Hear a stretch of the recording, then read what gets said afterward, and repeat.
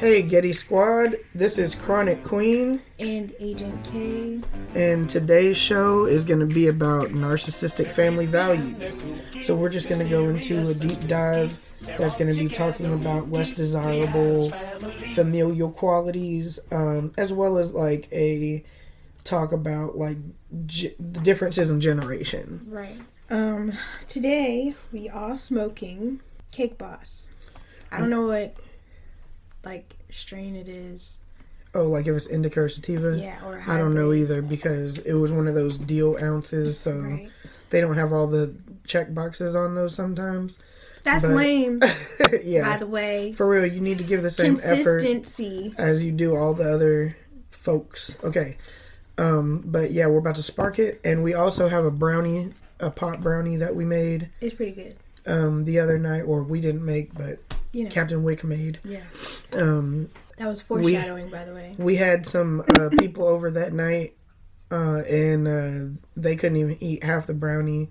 Well, and when you look at the brownie, it's not really that. It's not really that big of a brownie either. Like, no. I'm gonna take a picture of it for social media. Like a small rectangle. Yeah, like it's probably half of a real brownie. Yes.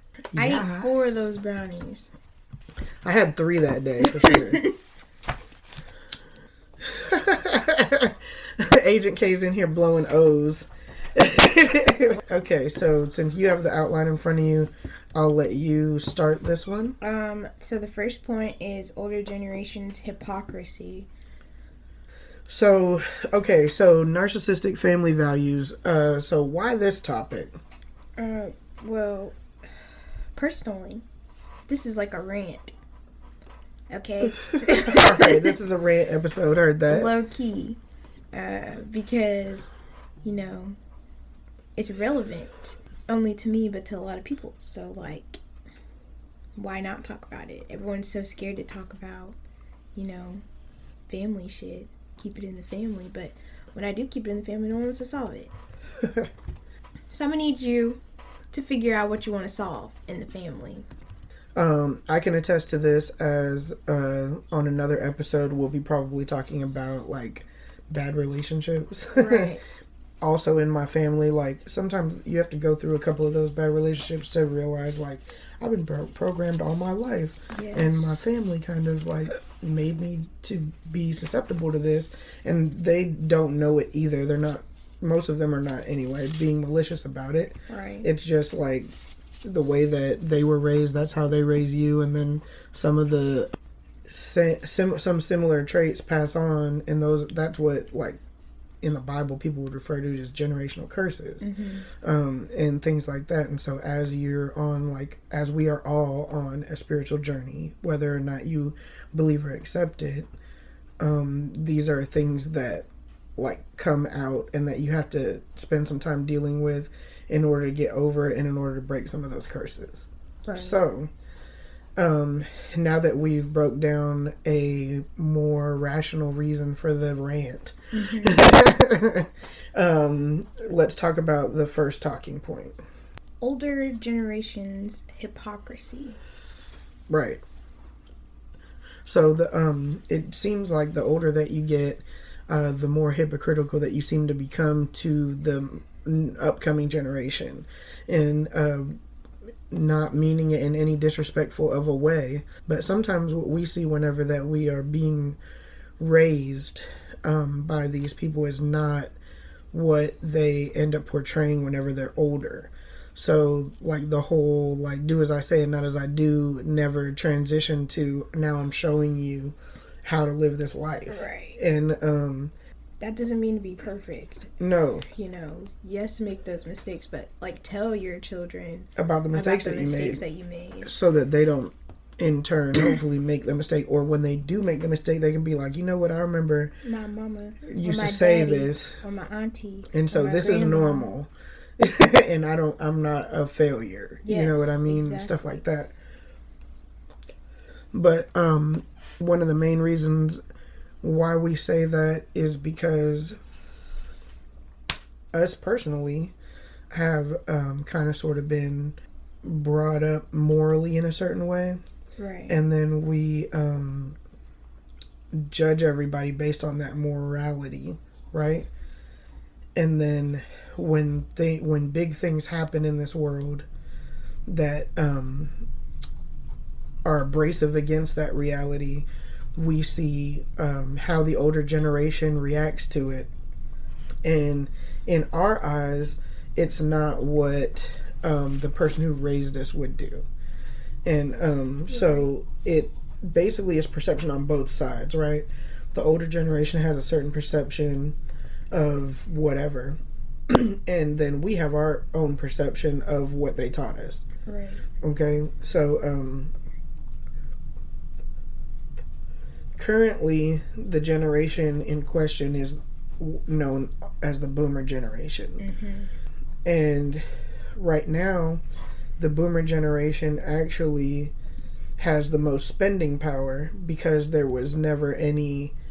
hasn't been a time since the boomer generation where the next generation, said Generation X and said millennials, that have like the purchasing power transferred. This is what's happened a couple of times since the boomer generation, is that like the economy has failed us in certain ways. Right. And it caused, in that failure, the government printed more money, which made the economy tank. Mm-hmm. Because if there's more money around, then things cost more money. Yes. It cheapens the value of the dollar. Right. Because if there's a whole bunch of something, then it's not as valuable, right? So, the boomer generation did have a couple of like bones thrown their way, where like they were kind of bailed out by the government, because at that time that's what the government was doing. Like they were more concerned about the people, instead of being like what it is now, which is more centered and concerned about corporations. Right. And that's a whole nother podcast, but the reason... For another day. But the short answer is that the United States of America isn't a country. The United States of America is a corporation. So, of course, they would have more leniency towards other corporations, because they're built in the same fashion. Right. It's kind of like if you study any law of attraction, it's like attracts like. Yeah. So it's the same exact thing. Out of guilt for the things that they did or didn't do, like they'll persecute you basically for not doing or doing said thing. I actually noticed that some in my generation too. And it's like, some in your generation too, but like it's like y'all are forgetting like what y'all did back in the day. I'm still living that. So yes. I don't judge. I mean, unless you're just doing some ratchet ass shit, and then I'm like, stop being ratchet. Stop being ratchet. Be a lady. Oh my gosh, a lady. I also think that it's because, the boomer generation is more so about like, you are what I can see. Like, if you are a banker, then I look at you in a kind of way, because that's more of a career than if you're like working at McDonald's. Yeah. You know what I mean, or whatever. Right. Demeaning thing it is in that decade. Yes. And so because we haven't had the same types of like bailout opportunities as the boomer generation has. And if y'all say student loans are like bailout, like that's me being in debt for like years. Because some people, there's think a lot of about other it like things. That. There are a lot of other things. There are a lot of other factors that go into the reason why, but the other thing is that, so Generation X is just now starting to buy homes, when like the millennial generation, the one that they say that I'm in, which I am gonna fight somebody because I'm not a freaking millennial, okay? Just putting it out there. Anyway, we haven't even started buying homes yet. I'm 42, about to be 43 this year, and I don't have any money saved up in order to try to put a down payment. My credit's not in a place where I can do that. So like the buying a house is a big part of like building generational wealth. And I don't have the ability to do that. I'm not the only person in my generation. Gen X, again, is just now starting to buy houses. So that whole transition hasn't happened. In boomer generation, like towards the end of their 20s, they were able to buy a house. Yeah. And they were starting their families. Right. You know what I mean? And I mean, like, that was one person going out of the house to make money, and then usually one person staying home. Right. So with one person's salary, you were able to take care of an entire fucking family. Yeah. And still save money. And remodel your whole home. And everything. Because I know a lot of people were doing that back in the day. Those opportunities aren't available to us right now. So I think that because we're not buying houses and we're not placing ourselves in the same positions that they were at that age, they still don't see us as like adults. Or worthwhile. So they still see us as children and they still treat us like children.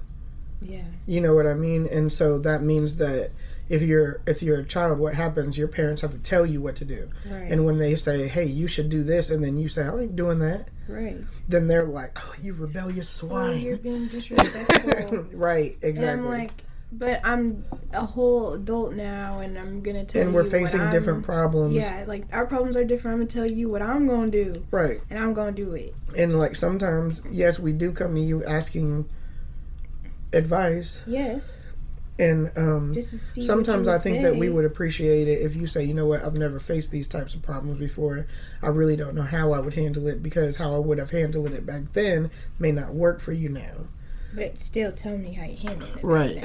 So that it kind of gives you a, okay. You know what I mean? Let me try this now instead of this, because this was back in the day and blah, blah, blah. It's a whole conversation. A whole thing that would start a conversation leading to a positive outcome.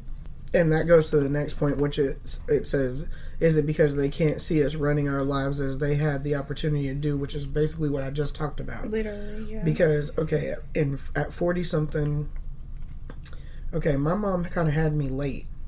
I think she was like in her 30s when she had me. But in her 40s, you know, I was like 5, 6 or whatever. In my opinion, I never saw my mom really struggle, but like she would say, hell yeah, we struggled. Right. She just hid that shit from us, and that's something else that occurred between the generations. Like, you know, a child stays in a child's place, so then you don't grow up understanding how to problem solve. Right. And then the next generation grew up and they don't know what to do because nobody shared with them how to make decisions. Right, yes.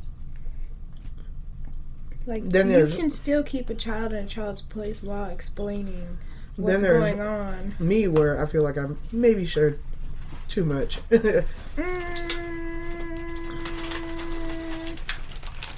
Cookies! Because of the opportunities that they had and not necessarily sharing it with the next generation, what did it cost them? Right. Captain Wick just dropped off, like, high people snacks. Yes. Thank you, Captain Wick. Thank you, Captain Wick. So, like, what do you think that it cost them overall, the boomer generation? You know, whatever morals that they were pushing, like, that is a way of how they were being hypocritical. Like, they wanted us to be so, like, just take it, like, whatever it is that they're saying, you know, and, like, always doing what they're telling you to do instead of being an individual and being like, well, I need to do this for me, you know, because it makes sense to me to go down this path with whatever it is that you're telling me, like whatever advice, you know, because if I don't want to be a nurse, I don't want to be a nurse. Right. Don't push me to do something I don't want to do. Don't push me to do something that I don't want to do, because y'all seen that opportunity for somebody else. Well, in turn, what that does, something that it costs them, is that it probably erodes that relationship. Exactly. Like, you don't, no one wants to come to you for anything. Right. Like, you're already on that list of, I can't come to you and ask you for... Because I won't get an honest answer. Yes, or for anything. It's not even about not wanting to hear that answer. It's like, okay, so people don't like going to mainstream media because they feel like mainstream media has an agenda. Right. Right? Not saying that it doesn't. Just like, that's not the topic of this example. Yeah. The example is people don't go to mainstream media because they feel like they have an agenda. And if you were one of those family members that, like, every time I come to you about, I don't know what to do with my life, and you're constantly pushing, you should go to nursing, knowing full well that I've already told you I don't want to do that. Right. Then you're pushing an agenda. Yes. And so that makes no sense for that person. Right. So I feel like it cost them that. I also feel like, you know, here's the part where we feel like boomers are hypocritical in that they're the generation that used to freaking, like, handcuff themselves to shit and protest on college campuses and have Woodstock and everything else. That's their generation. Right. So how is it that you can turn around and tell us now that we're going through something different in the country and we're attempting to protest too, and you're telling us that we can't do it? Right. That's like the pot calling the kettle black. Yes. You know, you guys were our example, and there's a lot of us that were just sitting on the sideline like, what can we do? What can we do? And then now we finally got an opportunity and we finally did it. And instead of being like, hell yeah, that was exactly what we used to do back in the 60s and 70s. Stick it to the man. Yeah. The world is run by the man. Who? The man. Oh, you don't know the man? Oh, well, he's everywhere. In the White House, down the hall, Miss Mullins, she's the man. And the man ruined the ozone, and he's burning down the Amazon, and he kidnapped Shamu and put her in a chlorine tank, okay? And there used to be a way to stick it to the man. It was called rock and roll. But guess what? Oh, no. The man ruined that, too. Instead of doing that, yes, it turned into a like, well, you shouldn't do that because our country is great and la la la. Yeah, la. well, that's a whole great lie. So I mean, maybe for some people it's great, but for me, it's like not doing it. And in turn, what that cost us, right? The generation that the boomers are eroding the relationship of, is that we now don't have elder counsel. Yes. And we don't have strong family units anymore, like all the family units that all the older people were talking about that they had, because now everybody is suspicious and has suspicions of everybody. Yeah. Things that are brought to the social surface now are more socially dividing. And if we're already divided because you can't see or understand our viewpoint or our perception, then it's eroding even more. And like, just by watching the news. Yes. Like, it's costing like our generation, well, really their generation, of being open-minded more. And like kind of like a mediator, not like telling you what to do, but this is what I would do, and this is because of my experience. What you're experiencing is totally different. Or you can refer somebody up to be like, this person went through this, let me talk to you, let them connect. Yes, and you know what I mean? that brings that's a network. the branches of the family unit or the community back together. Right, exactly. There's not a lot of that facilitation going on now either. No. So essentially, like back in the day, everyone was coming up everybody's house talking. Right. Well, I mean, but that's what the technology has cost us. Exactly. As things have progressed, technology has separated us. Right. And instead of bringing us together, it's caused more separation. Yes. And like, instead of going to your elders in your community for advice, now what do? Go to the YouTube or Google it. Or Google it. Yeah, exactly. And there's there's probably some type of messaging. I mean, thing. shoot, AI now, you got a chatbot you could talk to. Literally, like, there's probably an abuela AI chatbot that you can talk with. That's you know hilarious. What I mean? Yes. They're probably that would be funny. That would be funny. Hey, don't be doing my ideas and not cutting me in. Yeah, I need especially to check. Now that we recording. I need to check. We're manifesting big checks coming in the mail. Big checks. Okay. Okay. You heard. I'm joking. So what I'm hearing is that joking. For both generations, the boomers and the newer ones, X and millennials, and things like that, it costs us priceless things on both sides. Yes. Like, where the priceless things are things that money can't buy. You can't replace your family with money, even though the boomers would have you believe that you can. Right. And maybe all of the handouts that the boomer generation received made them not want to protest things because now they're living comfortably, which I also have a theory about that. Like, the more comfortably that you're living, the more out of sync with God and the universe that you are. Comfortable meaning like a life of convenience, meaning Yes. like, you know, let's say that you're home and it's dinner time, you have the choice of spending money go outside of the home right. to eat, right? You could choose fast food, you could choose something better, but regardless of the fact is you don't know where any of that shit came from. If people actually made it or if it came from a bag. Right. If it's in a bag, how much preservatives are in it? Right. What dyes are in it? Right. And things like that. Like, how is it going to adversely affect you? How is it positively going to affect your body? Right. You have no idea of knowing anymore. Nope. And Even so, with your vegetables. yeah, exactly. And you think that you're eating something good for you, and then it's killing you just as bad because of all the chemicals that they're Right. pumping into the dirt and trying to control nature and things like that. Mm-hmm. So, I mean, or you could, it'll take you a lot longer to make dinner.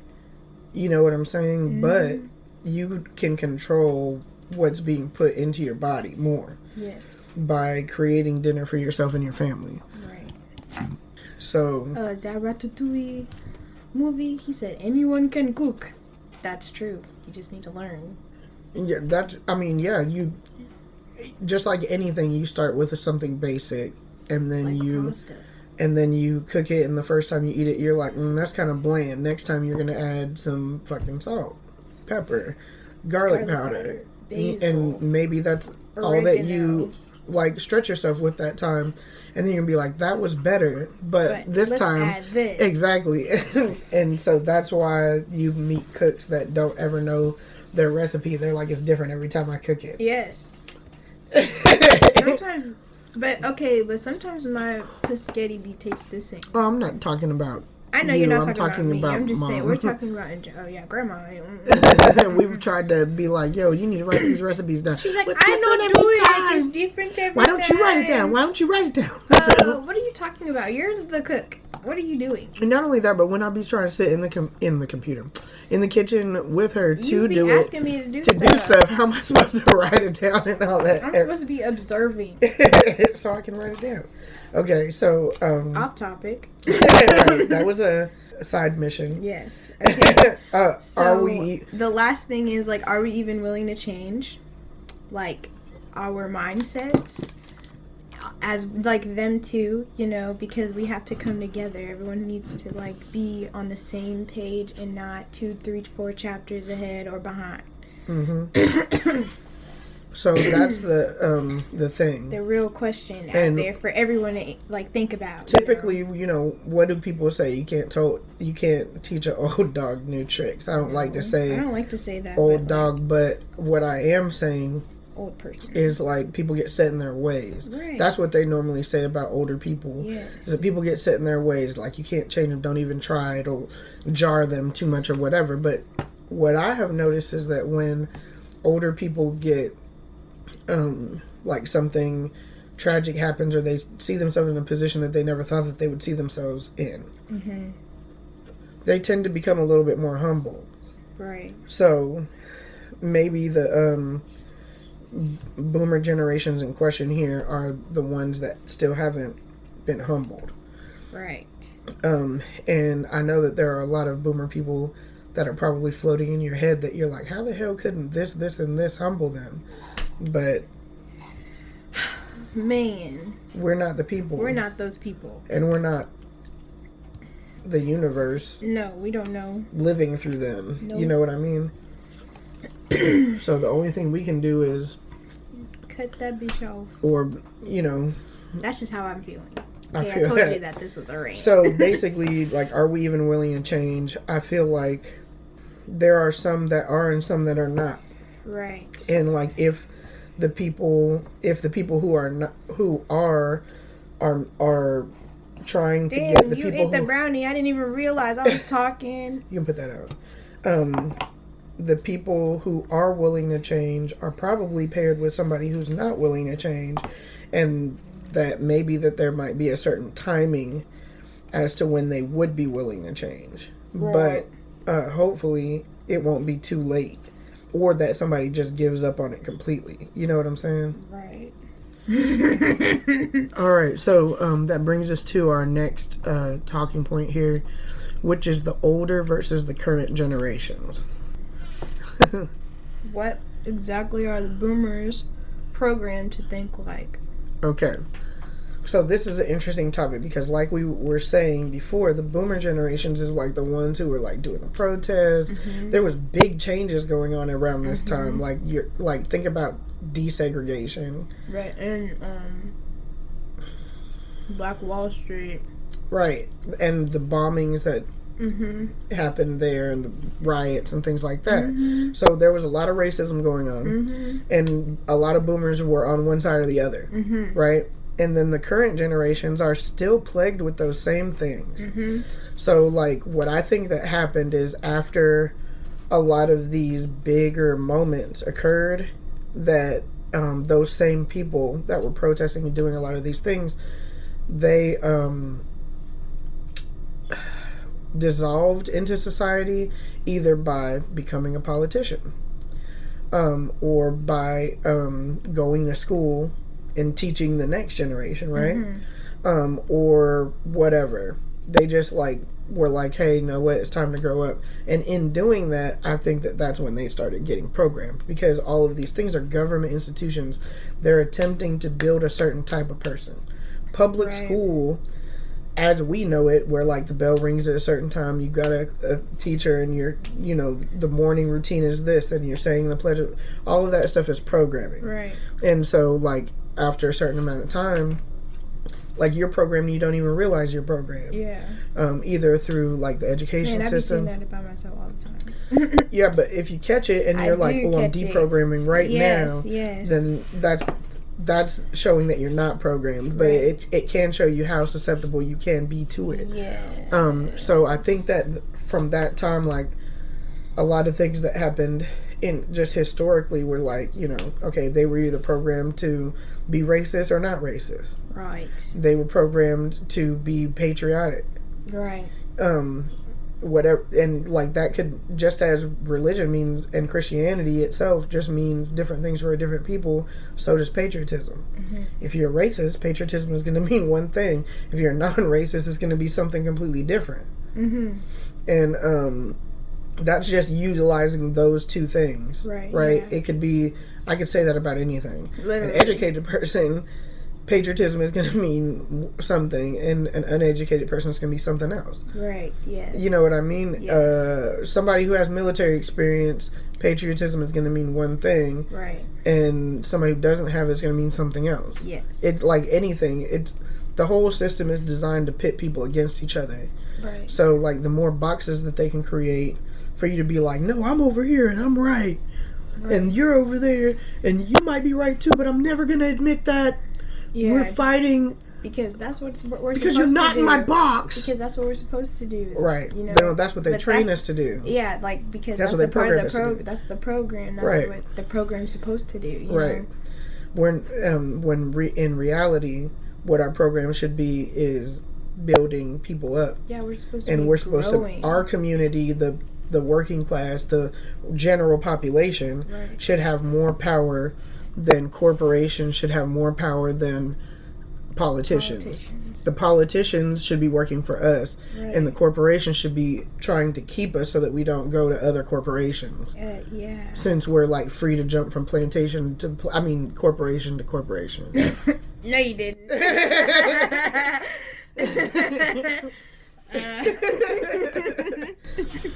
So, and also another big thing I feel like that occurred was like they probably decided to join a religion or spirituality or something. Man, yes. So that's another set of programming. Yes, that would. We can talk about it another topic. Yes, but like, just to hit some hot topic buttons, either you went.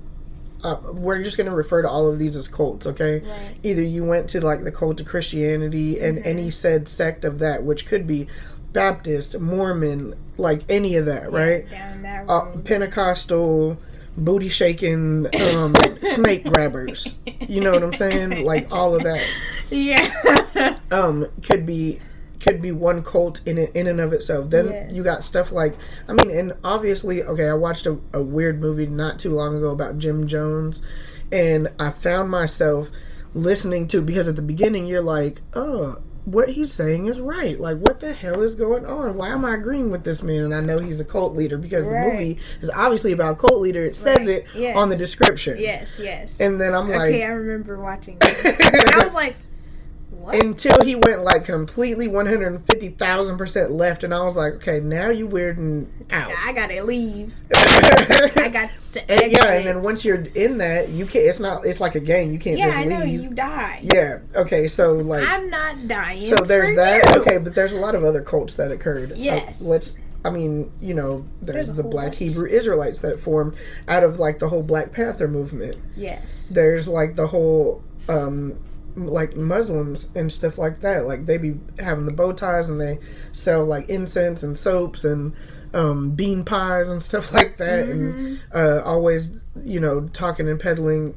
We don't see that here in Oklahoma, but I mean, we did live in Atlanta for a time. Yeah. And I've ran into Black Hebrew Israelites. Everywhere. And I've ran into Muslims. Yes. And they're all standing on the street corner. Yeah, they are.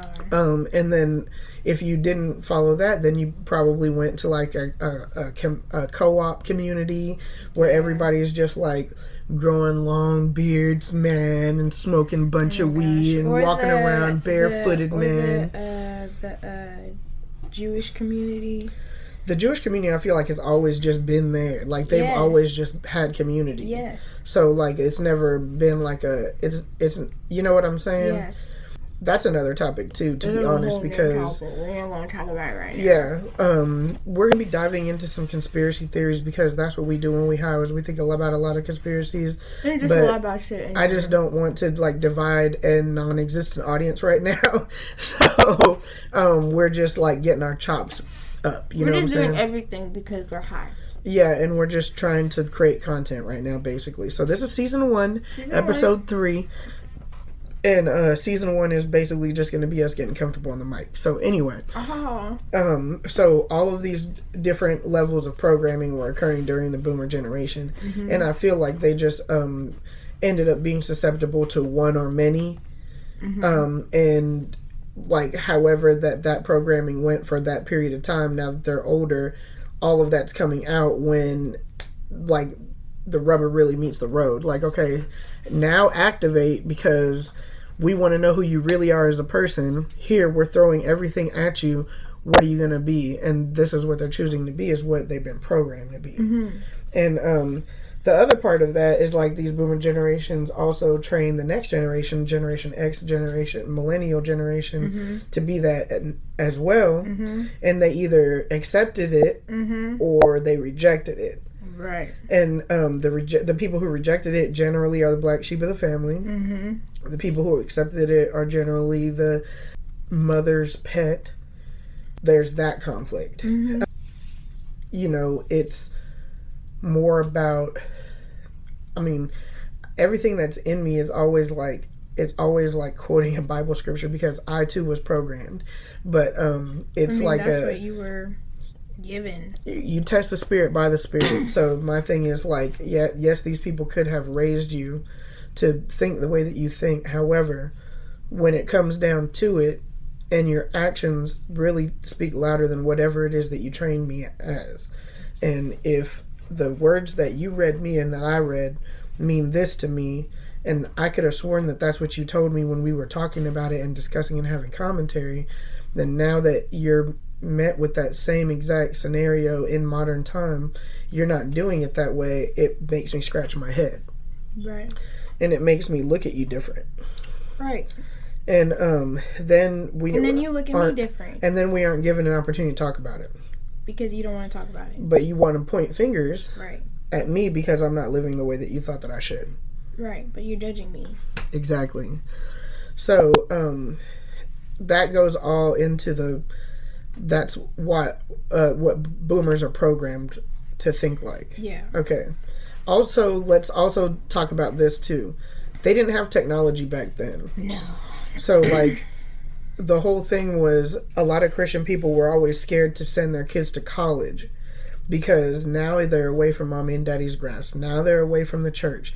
Who's going to influence them? They teach you all kinds of newfangled theories and thoughts, and you're going to learn about things other than God and Jesus. Right, yeah. You know what I mean? So, like, this is teaching you too much to free think, and that's not how we raised you. Right, yeah. Okay? That plays into all of it, too, because now, even if you don't go to college, you still have access to these new ways of thinking. Mm-hmm. Because now you can be mad at your everywhere. parents now, and instead of just stewing in your room and going to do chores and whatever Right, else you used to yeah. do, Yep. which would blow off steam, and you'd probably just forget about it, really, more than anything. Yeah. Now, you're feeding into your emotion, you're getting on that technology, you're giving a rant, You're you're like, doing hey. Other people are saying that they Yes. feel this way. That's building momentum, Yep. right? And then They're like, it's not just me. It's not just me. Exactly. It's not just me. so, like, it's a completely different thing. I feel like if this generation didn't have technology, we would probably be ended up, like, me in my 40s right now would probably end up being more boomer-like currently than... Yeah, maybe. You see what I'm saying? Does that make sense? Yes, it does Okay. make sense. You want to read the Okay, next? what are boomers generally doing to modern society currently? Not a damn thing. Well, what they're Joking. trying to do is they're trying to control it Yes. because that's the only way that they know how to do. And like That's what they they've don't been want programmed to do. They don't want no like new. They No. don't want no new booty in their chair. Right. But I'm like, aren't you the new booty in somebody else's chair? And then now you don't want to be the new booty? Like, nobody to come up and be like, I have this idea, let's work with this, you know? This is not working, we need to change this up a little bit. And they You want know? to keep the money in the same hands. There's no, Right, like... there's no, like, somebody else. They don't can- want anybody else to have an opportunity, basically. Yes. It's like, hey, and we if have... you do have an opportunity, they want to take you down. Mm-hmm. Take you down. And, Or be like, why didn't you give me none of that? You know, if you're in the same family and you're coming up while they're coming up, you know, they're like, don't I deserve a piece of this too? Well, that's what they're saying that we do. Because, bitch, we were there. Well, no, I think that it's more... Like why can't you let me come up too? It's more like, yeah, well, that's how you got to where you are. So why are you not doing the same thing for us? Yes. That's what I'm Because- saying. I was there. I'm watching you grow into this business, and then you're not allowing me to grow into a business. Like, that makes no sense to me. I was there watching you. That makes no sense. They're also, all the things that they were programmed, Yes. they're trying to implement it into society now. Right. So when it's not Even even relevant, right? So, like, because for example, Roe versus Wade. That Yeah. happened if I'm not mistaken, in 1970 or 1974, somewhere around there. Which was, like, right after the boomer generation. Mm-hmm. So this is, like, Generation X. 1973. Oh, I was so close. And now, those same boomers who are in positions of power are reversing those things because they're like, this holds more true to our values, right? That we were programmed into. Because don't forget that y'all was the generation that was like free love. Right. And I mean free love. Yeah, for real. Y'all was at it. And I'm pretty sure that there was a lot of abortions that happened at that time. Even if they were coat hanger abortions. Yep. Or adoptions. Yep. Or whatever at that time. Because of unwanted pregnancy. Okay. That's not the only thing. How many the medical system then wasn't what it is now. And if we're currently still having complications during pregnancy that could cause life, Right. and then it's still being like looked upon as, Killing the baby. but they would rather preserve the life that is not here yet than the life that is here. So like now that woman has to like be like, I'm gonna die. You know what I mean? At the same time, back in the day when they used to drop babies in fields and stuff like that, I'm sure that they too died a lot. So like just having a baby in general could possibly kill you. Just like outside of modern medicine or anything. Mm-hmm. Sorry, but the thing is that we've already lived this timeline where it wasn't available readily, and we got it to be available. Mm-hmm. And if you feel like maybe there should be some regulations, that's cool. But taking it completely away, the same way that you're trying to take away voting rights and things like that, it just doesn't make any sense.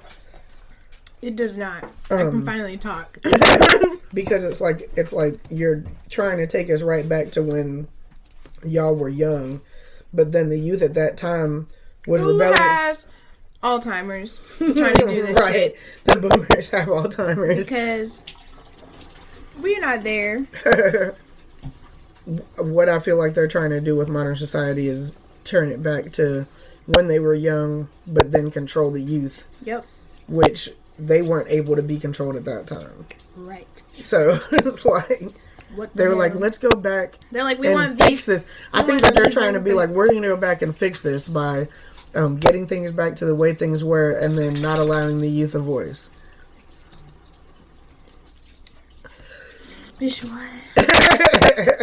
And it's not even just the youth. It's like the youth, minorities, women, everybody that has been suppressed, we're going to suppress again. Right.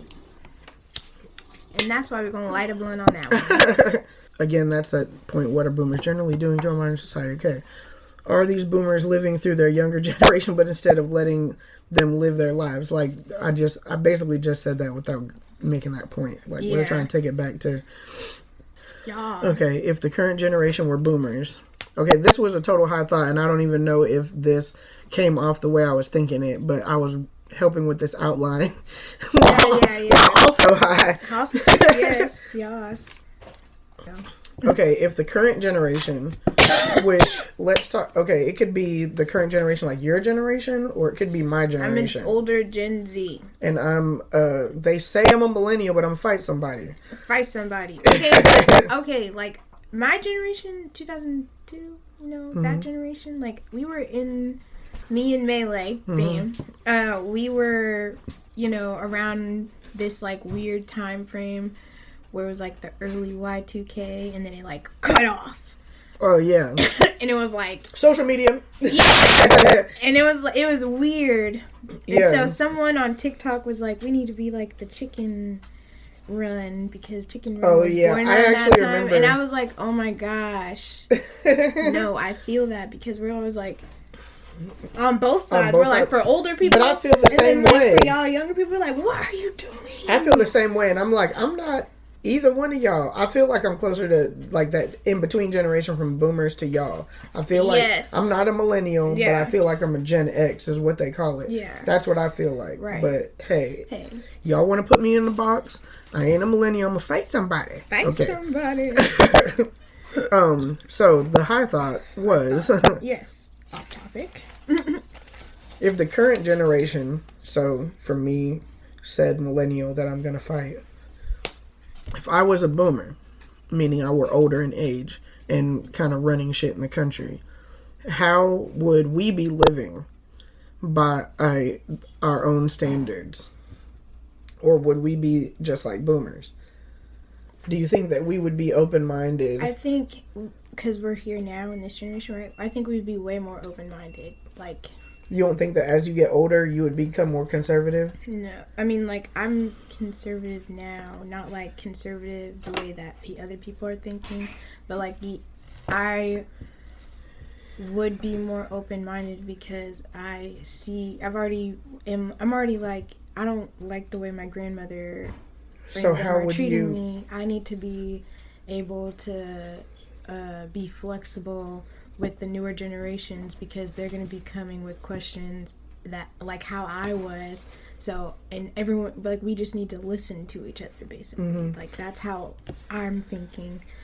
Yes. So, I feel kind of sort of the same way, but I don't want to be like Like, I don't yes, want I'm to gonna be be like in your ass. the way that I affect the next generation. I don't want to be like, I'm gonna be a politician to make real change in this world so I can control the masses. No. What I want to do is live way out in the sticks by my damn self and be that crazy lady in the woods that has all the like herbal remedies and all the like all the allegorical, stories. metaphorical stories. Yes. And that people are like, I know somebody that you should visit. You're going through a such and such, and you need to come to this old lady in the woods to get some perspective. I want to be that old lady. Yes. That's what I want to be, and that's how I want to affect the next generation. So I could be like, well, and this happened, and I remember being there, and this is how they said it in the news, and when you look it up, that's how it's going to say, but that's not what I lived through. Right. And, you know, you got to be able to adapt, baby. Roll me a blunt. Okay, I'm an oldie. So, I think I also do see how, from the time that I was 20 to the time now, that I have, like, I don't want to say relaxed or become more lenient, but maybe became more patient. And even though I'm still impatient, in my opinion, but maybe more tolerable, maybe because it's like, well, when I was that age, I didn't feel like I had too much guidance, and I was just like, fuck it, let's do this. Fuck it, let's do that on everything. You know what I mean? Yeah. Fuck it, how bad can it be? Shit. Yeah. You know? Yeah. And so now that I've experienced that, now I could be like, well, I remember being in your shoes, and I would always be like, fuck it. And then afterwards, I'd be like, God damn, why I say fuck it? So, like, I now have an experience that I can talk about and am willing to talk about. I'm not going to be like, I'm a new creature, so we don't talk about that. Or anything like that, because cut it out. I feel like that's it. Now, okay, so in the Bible, there's a parable about talents. So the king gives 3 of his servants some talents, which is money. First servant, he gives like 1 talent. The second servant, he gives 5 talents. And the third, he gives like 10 talents, right? The person with 10 talents invested it, doubled the money, made more money, right? The person with 5 talents bought materials and made stuff and sold it, still made more money. Right. The third person with just 1 talent was scared, was afraid to lose it, so he buried it. And didn't make any money, obviously, but he did dig it up and was like, see, I got what you gave me. Yeah. So the thing Man, I remember that story. Now I don't even remember where I was going with that, because I messed up the story and had to start over. If the current generations were boomers, how would they be living by their own standards? That was like the whole topic. Yeah, but it was, and I was saying, like having experiences and then not sharing them with the next generation is like burying your talent in the sand. Right, yeah. Because like that's lessons that were learned and active DNA transference that you could be giving to somebody, right? So that they could, if they ever have to face that situation, they have some sort of basis of comparison. Yes, finagle away. And so, and for me, growing up, it was like, when the Bible, they didn't have no baby daddy drama. I'm a sinner. You know what I mean?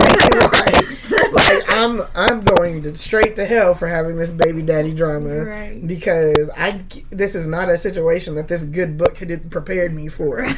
You know what I mean? Yes. That, and I sound like I'm being like real facetious, but that's for real. Yeah. Like it was literally like I was crying and like thought I was gonna go to hell and the rapture was gonna happen in 2 seconds and I wasn't gonna make it. Gosh. You know what I mean? Like that's the type of, I guess, guilt of my programming that like, and I'm not saying that like my mom said those things, but in my little mind, right, and her limited understanding, because literally, according to her, according to the story, like I was 4 or 5 when she got saved in a radical way.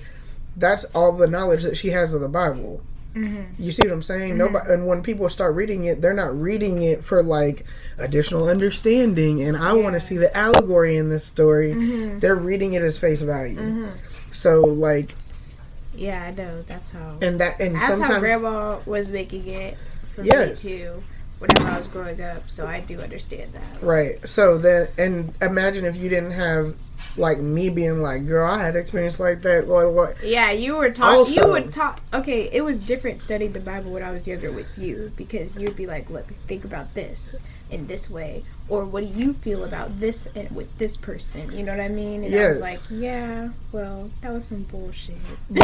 I mean, and aside from studying the Bible, just like my lived experiences when you're talking about stuff, I'm like, I don't know about that. I wouldn't do that. And I'm like, don't you jump out there if you ain't ready. Yeah. And stuff like that. Like, at least that gives you some basic comparison. We either have 100% curiosity, and that's where that fuck it, we might as well try this. Right. Fuck it, we might as well try that shit comes from. Right. That's curiosity killing the cat. Yes, for real. You know what I mean? Like, dead. Like, all 9 lives have been used. That's curiosity killing the cat. All them times I said, well, fuck it, let's just do this. That's what that was. She said 9 lives where? 9 lives who?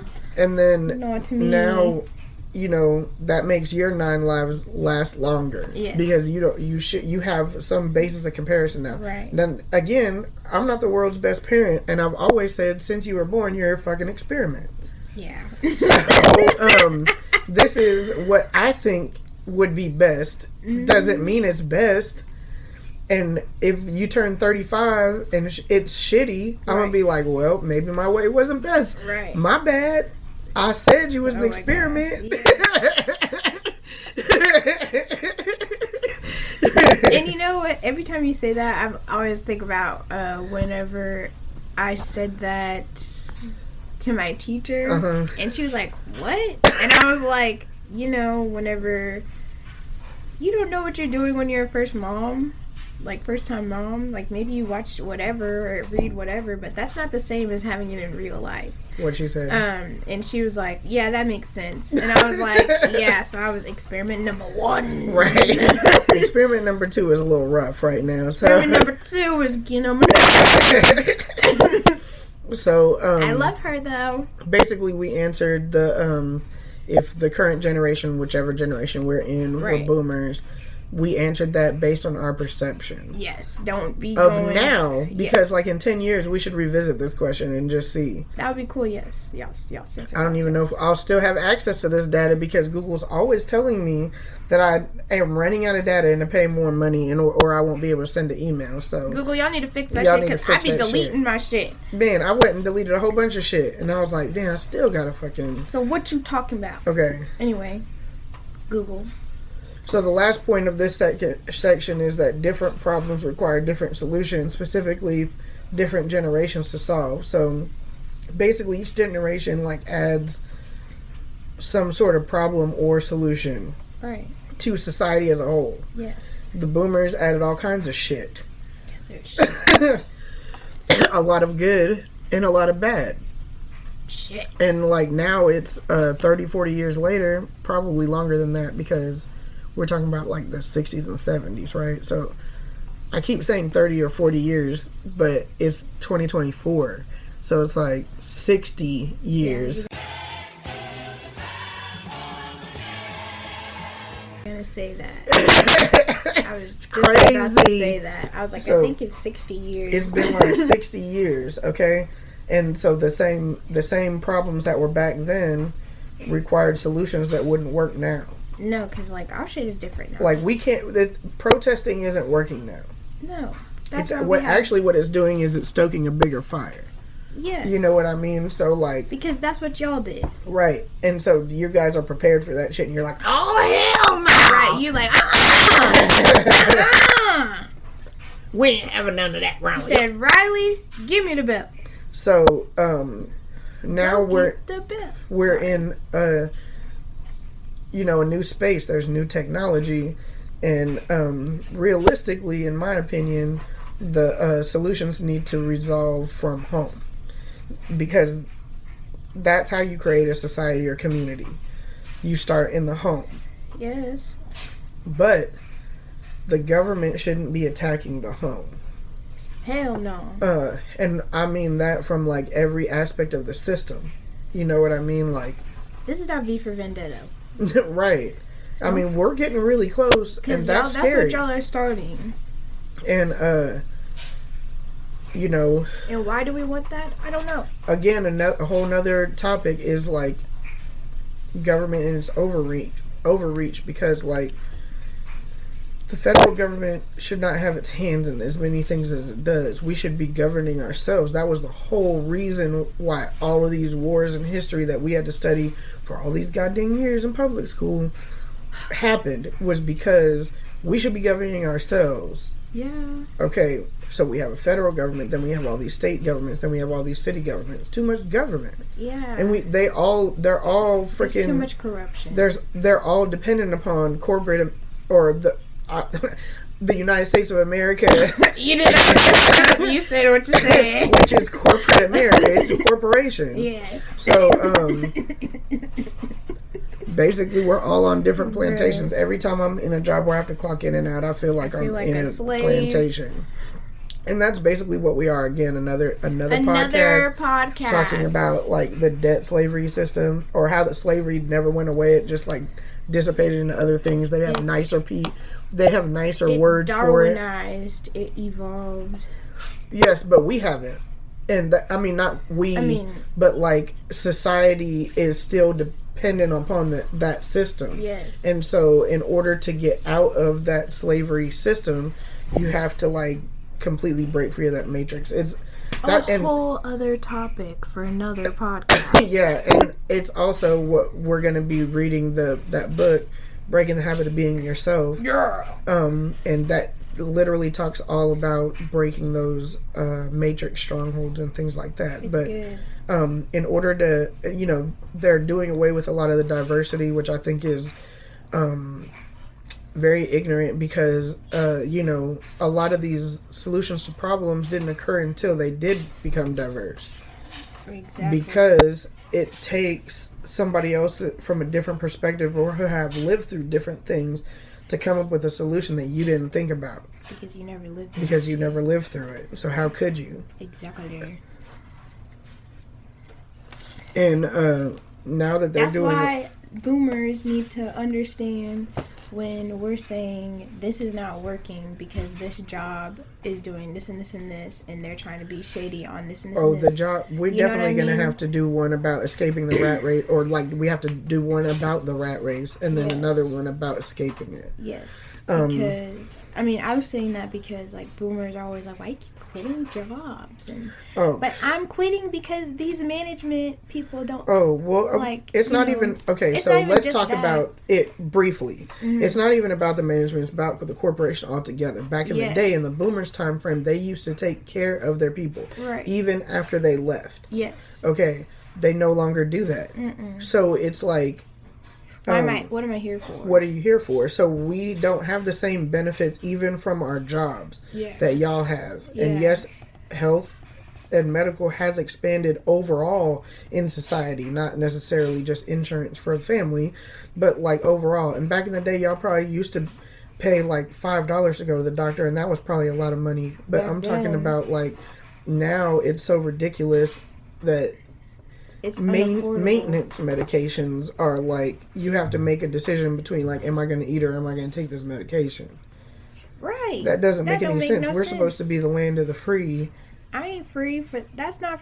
What? And I'm not talking about everything should be free and just given away. No, like... But it shouldn't... Something should be reasonable. It shouldn't break the average person. Nobody should have to make the decision between eating and doing anything else. And taking care of their health. Or just life in general. Yes. And you're telling me to work harder, but I work very hard. The work harder model doesn't work anymore. No, it does not. Because there's too big of a gap. Okay, so that was a preview. Yes. So hope you guys enjoyed it. Point. Okay, so before we get into our next point, so the animosity between the generations and them like not wanting to give up control for what the future really wants to do in our society, maybe because it doesn't jive with their programming or for whatever reason. It tends to breed a like an abrasive environment right?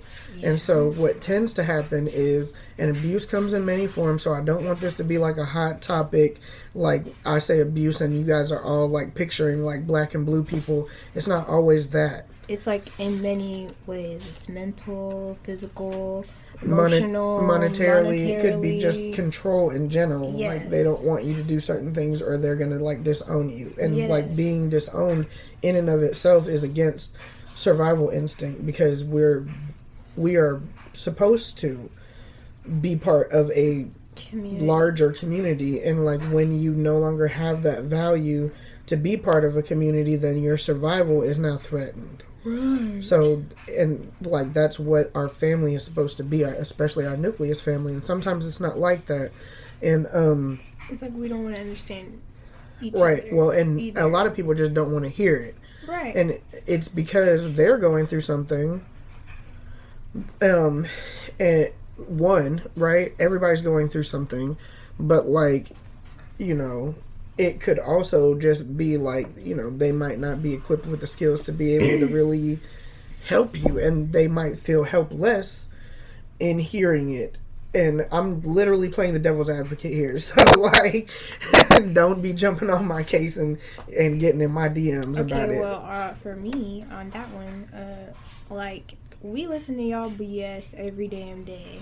If you vent, like you're an older person venting to a younger person, we hear you venting every freaking day, complaining about every freaking thing. Okay, when I complain about you complaining, it's a problem. Or just needing to be heard about an event or something. Yeah, or needing to be like heard. Yes, in a safe space. You heard that? That means don't talk about it. That's between me and you. A and B. Don't freaking put it in C. Or D. Or D. Or F and or D. Any of or the other all the alphabets. way to damn Z.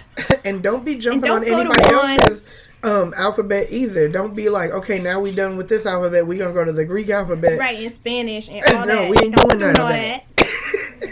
Shit. Okay. Anyway. So the reason why I had to kind of segue that is because there are a lot of narcissistic family values that have been passed down kind of sort of from the, well, we can even go past the boomer generation and go to like, I think they call it the silent generation or the traditionalist generation. I don't know. Is before them, and that's basically who raised the boomers, and they're like the older people who like you probably can't get, or they're like the sitting bull grandparents that like they don't say nothing, but they're just the elder there. Yes. You know what I mean? And we're all like, oh, elders, right, or whatever. and really and we have no idea. Like those are the people that went through like the freaking depression in the Dust Bowl and all that stuff, where like everything was shit. Yes. And back then they didn't have grocery stores like how we have it now. It was like the Industrial Revolution time. So it was going just like how it's going right now. It's transitioning. It was transitioning then too. Yeah. You know, and transition always causes uncomfortability. Right. And uncomfortability either breeds like abusive tendencies, or it breeds like your community gets really closer. Right. You know what I mean? And it just really depends on the leadership of that community. Yes. So, the breeding environment for narcissistic family values is the lack of tolerance for a differing opinion. Right. Like if you're running your household as a communist regime, but then you're preaching democracy, that doesn't make any sense. Right. That change. So it's like change your mind. And I'm not advocating for rebellion either. What I am saying is that there should be some form of like an environment where the younger generation that you're bringing up should be able to speak to you and either ask for advice that isn't judgmental, or you know, that they just need life help with. Like not be afraid to come and not, to you. Yes, and not be afraid to come to you, or know what that you're pushing an agenda. Right. And vice versa, right? Not saying that you're going to ask your younger ones for advice, Right. but if you see something, Right. you should be able to also come to them and say, hey, I've been noticing this. And if you make a safe space for them, right. they will be more apt to listen. Yes. That's just my opinion and my experience. Because, like, if you're making a safe space... Except for experiment number 2, because... She don't like to talk. That's a whole nother... Experiment number 2 is, like, the anomaly. Okay, anyway. But, like, if you do make a safe space, you know, it's more... Yes, it's more apt for that person, your child, to, like, talk to you. But it's also, like, a starting point for you to start, like, seeing your child for who they are, because or who they're growing into, you know. And that also, it brings me to a point, like, okay, so I'm not going to attribute this comment to myself. I definitely am going to attribute this to my fanaticism about Will Smith back in the day.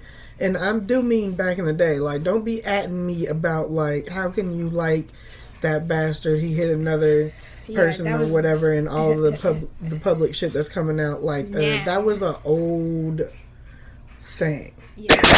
Like, we'll do another...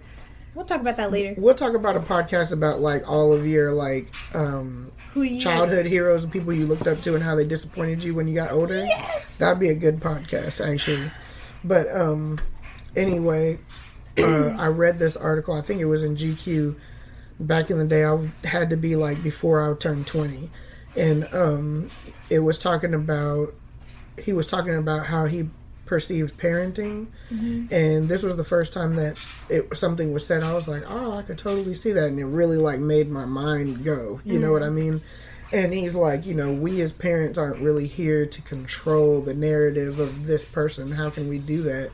We aren't God. Like, and this is not a direct quote. This is like how I took it. Like, right. So, yeah. But he basically, it's like the universe like rented this human to us. Yeah. And, like, it's up to us to like take care of it and show them the way. Like, the entire time that you guys are minors. My job is to show you the way. Yes. And then as you're getting to a certain age, like, I should be allowing you to make decisions on your own so that you can experience fuck ups. Right. And stuff like that. And then you get to experience, okay, now how do we get back on track? How do yes. You know what I mean? But if I'm like constantly like shielding you from everything happening to you, then I go, okay, it's time for you to get the fuck up out my nest. Yeah. Like, of course that makes no sense. I mean, we saw the baby bird last year. Yeah. Fall out and like freaking us humans trying to freaking like fuck with nature and like put it in a box and stuff because we're like, oh, it's frail, let's protect it. Yeah. And the mom's like, let that bastard learn how to fucking fly. Right, if he wants something to eat, he gonna get it and stuff like that, right? So like at the same time, I'm pretty sure that mom had probably prepared that bird how to fly. Yes.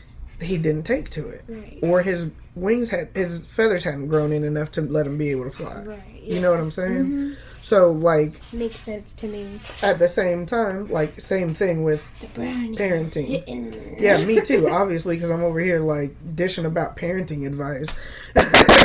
But, like... but we're talking about narcissistic family values. Yeah, so okay, so... What are you talking about? But going back to, a narcissistic parent would not allow that. No. And then that hinders growth. Yes.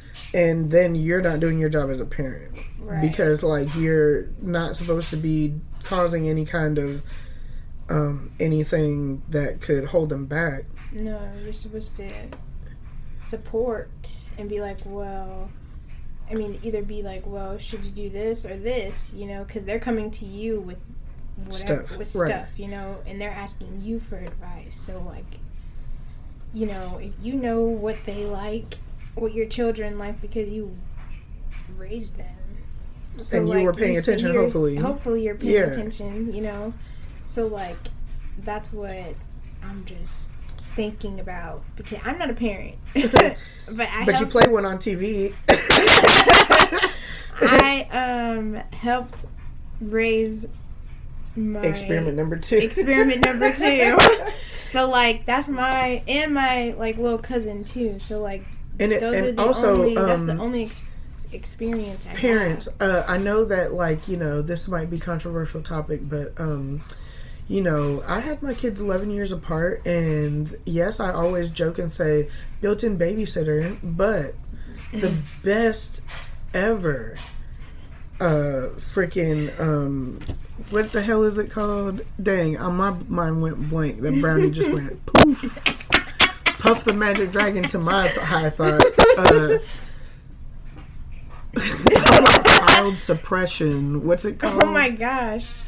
Oh my god. Birth control. Child suppression. It's the best ever IUD? birth control. IUD? No, having you take care of a younger sibling is the best ever birth control. I'm dead as hell. Get out of here. Do you want a kid? Hell to the no. Then my job here is done, fellas. Yes. I do have, not now. Yeah, you know, I'm just saying, later. like, yeah, but okay, let's really talk about this. You just turned 22. Yep. You were 2 years old when I was at this This age. time, yeah. You know what I'm saying? I surpassed a family thing because okay, so all of that was to figure out how old my mom is. So that's why I didn't want to do math. Okay, so okay, Mars. my mom was 18 when she had Come on, Mars. her first experiment, and I was 21 when I had my first experiment. Agent K is just turned 22. I surpassed all your. The birth control is working. Yeah. Sure Okay, did. anyway. You and your sister did that. Anyway. What abuse? Oh, that's what we were talking about. Abuse comes in many different forms. Yes. It's not always beating up somebody to black and blue. It could be all kinds of different things. All kinds of things.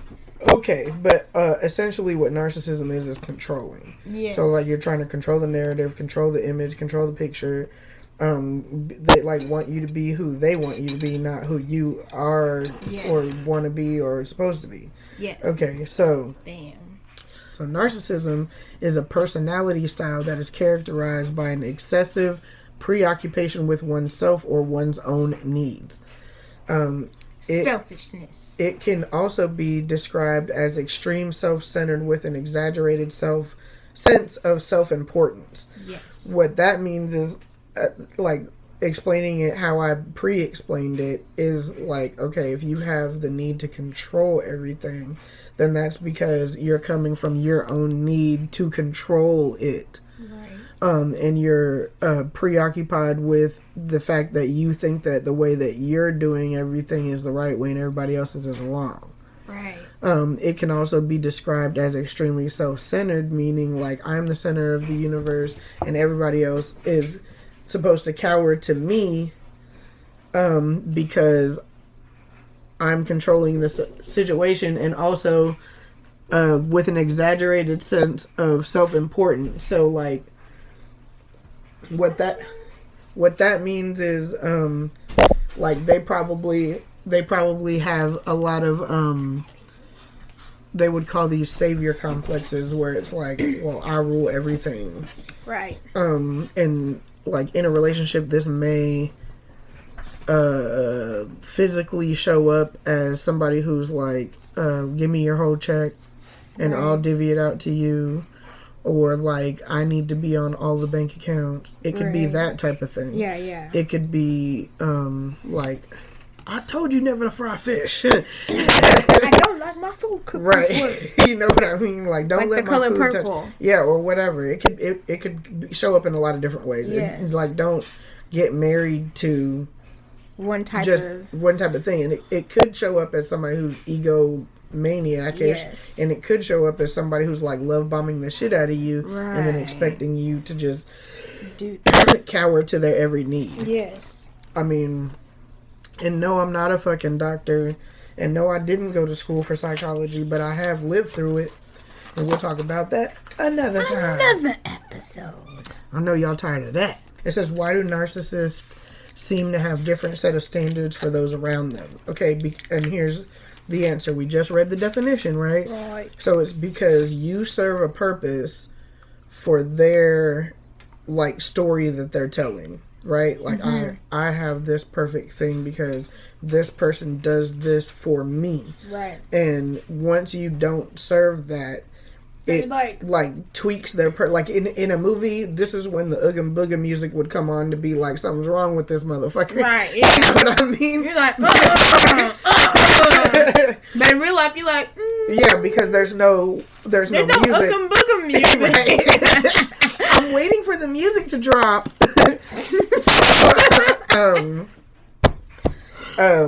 So like that means like they might get upset with you for drinking, but then they're going to be an alcoholic.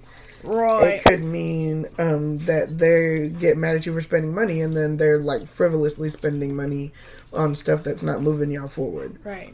Bitches. And it could also mean like, yes, I tell you that it's important for you to be honest, but then I'm lying and constantly playing both sides. Right. I'm training you that right is right and wrong is wrong. But meanwhile, I'm going to be doing whatever the hell I want to do. Well, what I'm doing is serving my purpose. Yes. And that may mean that I'm wrong to you, and I'm okay with that. Yes, whatever I want to do. You know what I'm saying? Whatever I want to do. So that means I could be cheating. You know, you can't go cheating, but I could be cheating. It could be that. That's another narcissistic trait. They tend to support and stand up for other narcissists within the family unit. Okay. I think this is your topic. Yeah, it was. Yes. Take the flow. Oh my gosh. Like, if you see or hear, like, the BS your children are saying as they're growing up, even though you're teaching them right or wrong or whatever, and you don't be like, they didn't do that. Whenever they get older and they do something stupid, they didn't do that. I was there. I saw them. I was there. That's manipulating my memory of what I saw. Mm-hmm. They're trying to change your narrative. Change my narrative when I already know what I saw and heard and what they said. I remember clear as day. That is what the type of like narcissistic stuff. They're supporting. It's called gaslighting. Yes, like they stop that. Try to alter your memory because a memory is just a perception of things an imprint of things that have happened. So you can easily change that. Yes, you can. For example, anybody heard of the Mandela effect? Y'all. That is a manipulation of perception. Tease. Because certain people remember it one way, and other people remember it another way. And then they're trying to put you in boxes as to what the real thing is. You know, gaslighting is definitely what'll happen is you'll start doubting your memory. Wait, did that really happen? I don't remember it happening like that. Right. And then who are you going to trust? Are you going to trust you? I trust me. Or are you going to bend to the narcissist who is trying to control the narrative? Because I know what I saw. And let's just also, I mean, like from a spiritual perspective, I've always come up thinking that, being taught that witchcraft is about controlling. Mm-hmm. So does that mean that a narcissist is a witch? You know what I mean? Like they're dealing in witchcraft and stuff like that because they're trying to control the narrative, control the outcome, control the timeline, whatever. Control whatever. That benefits them. Yes. So, like, I mean, hell, if we want, if that's the case, then colonizers are also narcissists. Yes. But we already knew that. All of them. We are just trying to help you catch up. Okay. Okay. So what happens when they all get around each other is that they like boost each other up. Or something that I've witnessed and had happen is that if you're kind of sort of the object of said narcissistic abuse, then you will, like, they might not like all gang up against you, but one will play the other one against them and then get them, like, you're lured now in like a even more deeper narcissist. Yeah. And then until something simply as crazy occurs. I told you, Johnny did something fucked up to me, and then you tell me no, he didn't. And then, but I have 2 witnesses there that saw Johnny do it, and you're like, nah, right? He didn't do that, right? And I'm like, yeah, he did. What are you talking about? And that's how we've also created a whole society where that nobody believes the victim, right? Because the narcissists tend to have charisma. Yes. And then people saw, and that's also how narcissists have like one. It's like a face that they show the public, and then people will be private. like, "No, I'm totally surprised. That doesn't sound like that's their character." That's a lie. Like the Danny Masterson stuff, and what we all thought Ashton Kutcher was. Oh yes. And then come to find out, he's a creep too. All of them. All of them are creeps. So like, but that's the same thing. Like they stood up for him. Yep. And they did a whole character reference and everything like that. Because they don't, like, it's not common to just believe the victim. No, because they want to. But at the same time, there's also them people that play the victim and ain't really. But that's also another form of narcissism. It is another form of narcissism, because the story isn't on them. Right. Identifying the problem and accepting it is always the first step. So whether that be like you're the victim of said narcissistic abuse, or you are the narcissist. Right. The first object is, that goes with anything. Either you're the addict or you're the person dealing with the addict. Yeah. Either you're, you know what I mean? There's always duality. Everyone has a pattern. When you think different from them, they want to control you. Yeah, like if you step too far out of bounds, they're like, bang! It's like bring it back in. What are you doing? A lot of times they do it in the most dramatic. Yeah, that's a good way of putting it. I don't know what exactly I was gonna say, but I was seeing it in my mind. Explosive, maybe. Yeah, that too. And explosively dramatic. Yeah, and a lot, and then they'll blame you. Why'd you make me do that? Right, like that's the gaslight. That is the gaslight. I'd be like, I can't make you do especially nothing. if you're the type of person that looks at yourself first. Right. Because then it's like, what did I do to deserve this? And then mid-ass whooping, you like, I didn't do shit. Right. And that's when you get indignant and start being all Bruce Lee. Back up! I'm crazy! I'll be tripping!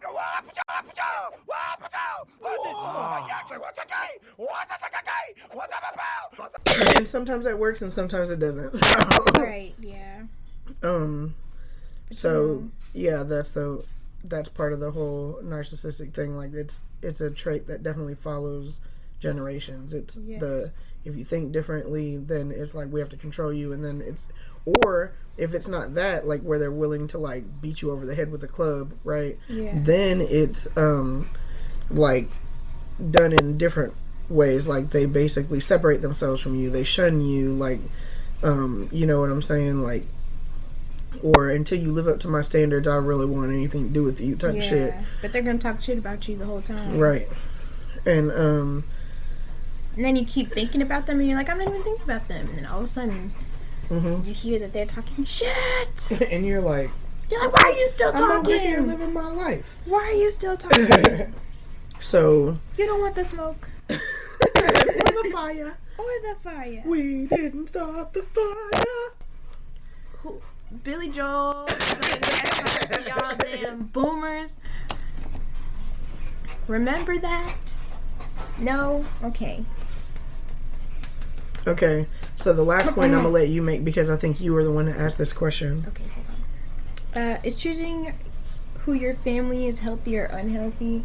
I say a little bit of both, because, there are some family members who are going through the same thing as you, but you haven't been introduced to them, or you do know them. And like I've had a friend group for like since you were in like 4th grade. Yeah, since I moved back to Oklahoma. The 3rd time I was like and like ever since then, like in graduating high school, we're still together. So yeah, and this is like what, year 4 since you've been out, and some of them been out before that, and y'all are still pretty tight. Yes, that's cool. And like y'all need to make a movie. I know we do. It needs to be something like about weed. Anyway, so like it depends. I also say that it could depend, and the reason why, the reason how it can be unhealthy is because if you're just so like wide open and trusting to everybody, and you're not like giving a vetting process or like a time frame or like something, and you may also not be looking at people's actions and just hearing their words, right? To determine if somebody is like worthy of being said family, right? As opposed to like what you were talking about, like, you know, you guys have been around each other since 4th grade, so you finished elementary school, did middle school together, did high school together. Yeah. Now some of y'all are in college, some of y'all ain't, some of y'all living your own lives, some of y'all have babies. It don't matter, y'all all in each other's life. Yes. And said people have since separated from Oklahoma too, and y'all still are able to keep contact each other, and that's super cool. So and it's like really hard to like add anybody else to anything, right? Too, every time that y'all have tried to do every that, time we've tried, it was like, you're all right, like, right? It's not everyone's gonna be vibing with you. Mm-hmm. And I feel like that is building the community. Yes, you know what I mean? Me too. And like even in the Bible it says like whether 2 or 3 are gathered together, basically in the same format or meaning or energy or whatever the case may be, then there's like power there. Yes. You know what I mean? And there is. So it can be a healthy thing, especially when you feel like there's no place to turn that you can trust anybody. Right. But it can also be an unhealthy thing for that same reason, because you want to belong to stuff so much that you're just like, hey, let me go hang out with these people. Yes, exactly. You'll find yourself in a lot of, and then that's lot of Hobbit adventures. That's another breeding environment for more narcissistic family values. Right. So now, okay, this next one right here is dealing more about like, okay, so all through these generations, the boomer generation, even the people before that, and then the breeding ground for narcissistic family, now you have family pitted against family. Yeah. And then with the programming going on the way that it is and the government overreach the way that it is, basically the last point here is, what did all of this come to? Now everything is 2024, everything is coming to a head, right? Yes. So the modern reality of all of this stuff is that we have a modern day debt slavery system, and by default religion also is slavery. So like even though like, okay, in the news they're trying to paint the picture that like, you know, that slavery as we know it, chattel slavery, where you're like basically buying and selling people, right, to do whatever, and abuse them. Yeah. That was abolished, right? Mm-hmm. Okay, so even though we have in modern times them trying to like spin even that into something that it wasn't, right? Yes. Or whatnot, and trying to like beauty it up and politicize. Which I don't understand that. There's no beauty. Where's the beauty? So where's the niceness then of what that? Basically what happened is that they split this up into a different slavery type of format, right? So there's debt slavery, which is basically the modern corporation / employee relationship. Yes. Especially since there's no like pension and there's not anybody really taking care of you, or thinking about your best interests and stuff like that. as a person anymore. It is now looked at as like a slavery thing. You know what I mean? Yes. Then there's religion as slavery, because like they basically program you how to think, and not only just how to think, but like how you take the Bible. Yeah, they try to dictate that. Yeah. And they don't really encourage open communion with said Lord. Right. They want, it's still like a feudal, medieval type of Renaissance system where Yes. they want to be like the Pope. Yes, yes. And be like, I'm the Oh my Moses that gosh, came whenever- down from the mountaintop, and this is what God said to me. Yes. But like, again, you have to test the spirit by the spirit, and I'm not talking about anybody going to church. If that's what your thing is, that's what your thing is. Right. But like, my perception of church is like you connecting with your community, or you just your body being the temple that it is, reading the Bible and communing with the universe, with God. That's church to me. Church is a whole other type of, or religion itself is a whole other type of slavery system, because usually you look at these pastors and they're all like well-to-do and their life is all taken care of and looking all debonair, and Right. everybody else in the congregation is struggling. But Right. they're constantly giving money to go church. Exactly. So that's not that community. don't work. That's still plantation, right? Yes. Okay. Jail. The modern criminal system Yeah. is also another slave system. Plantation. Another plantation that, I mean, whether it's a for-profit prison or a state prison, Yeah. they're making money off of you Mhm. for just being in there. Yes. Okay? That's why certain places, the sentencing is the way that it is. Yes. Because they need to monetize off of you more. Right? And then they make it hard for you to even live. Be able to live. then Because you now want you they're to like, come no, we back. got you in this system. This is the system you're just going to be in. Right, yeah. You know what I mean? Okay, so then let's talk about the education system. Mhm. Especially now that we're paying for education. Because education is so crazy that, like, you would have to work like 2 and 3 jobs in order to be able to, like, pay for just your regular housing. Yeah. Being able to like eat and, you know, utilities and shit like that, gas to get to college, or even if you do it online or whatever, you still need to be able to buy books. You still need to be able to have time to do that shit.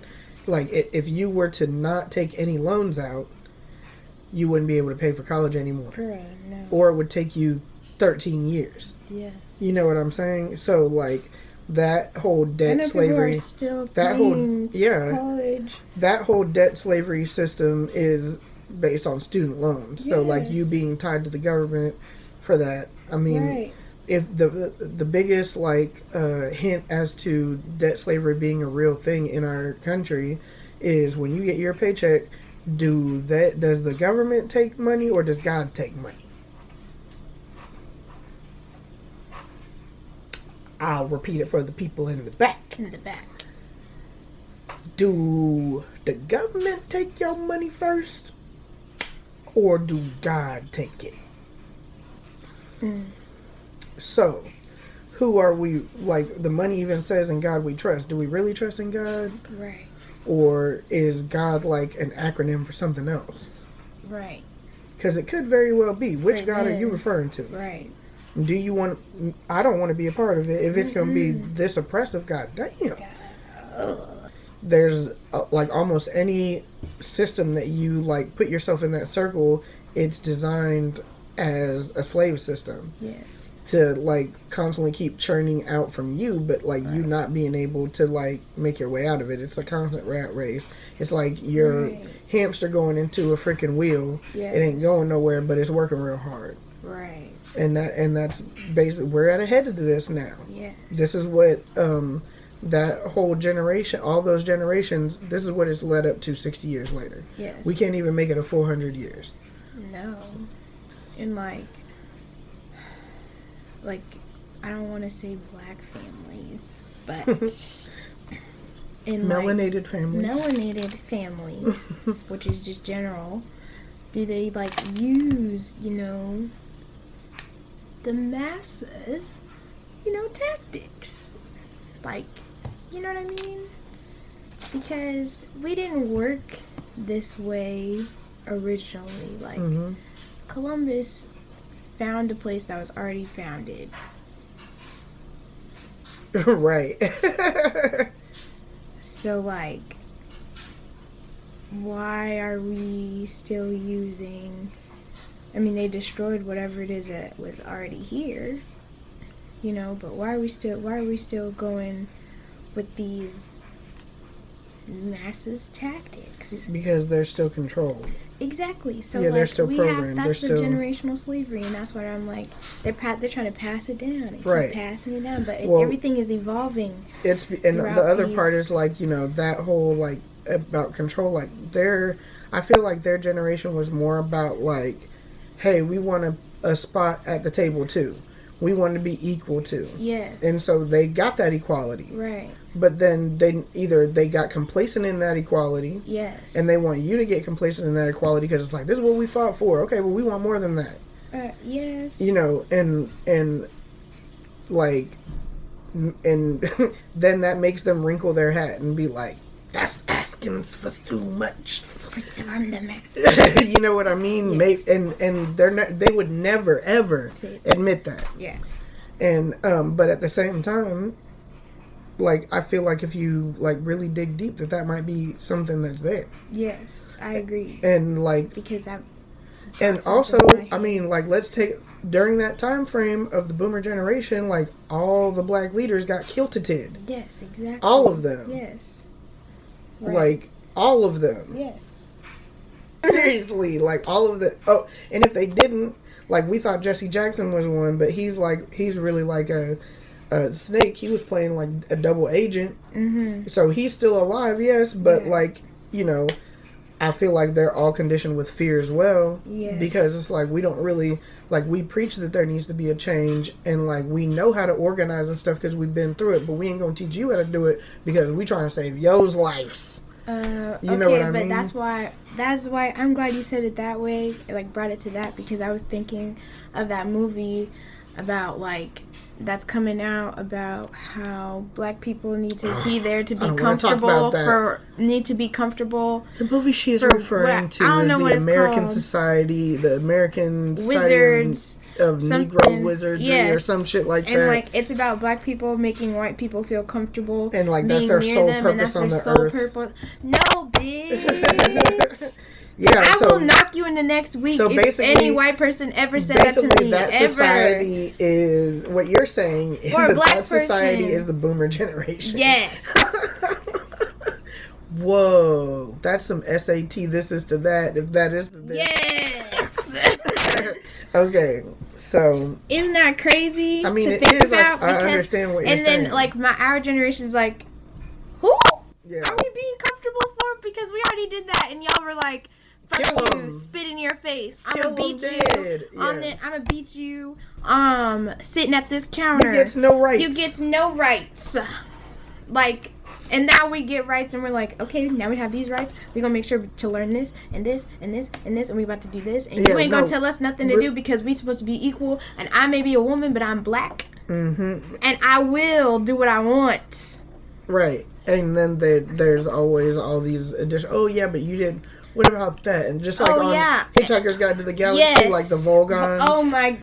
Vogons are one of the most unpleasant races in the galaxy. Not evil, but bad-tempered, bureaucratic, officious, and callous.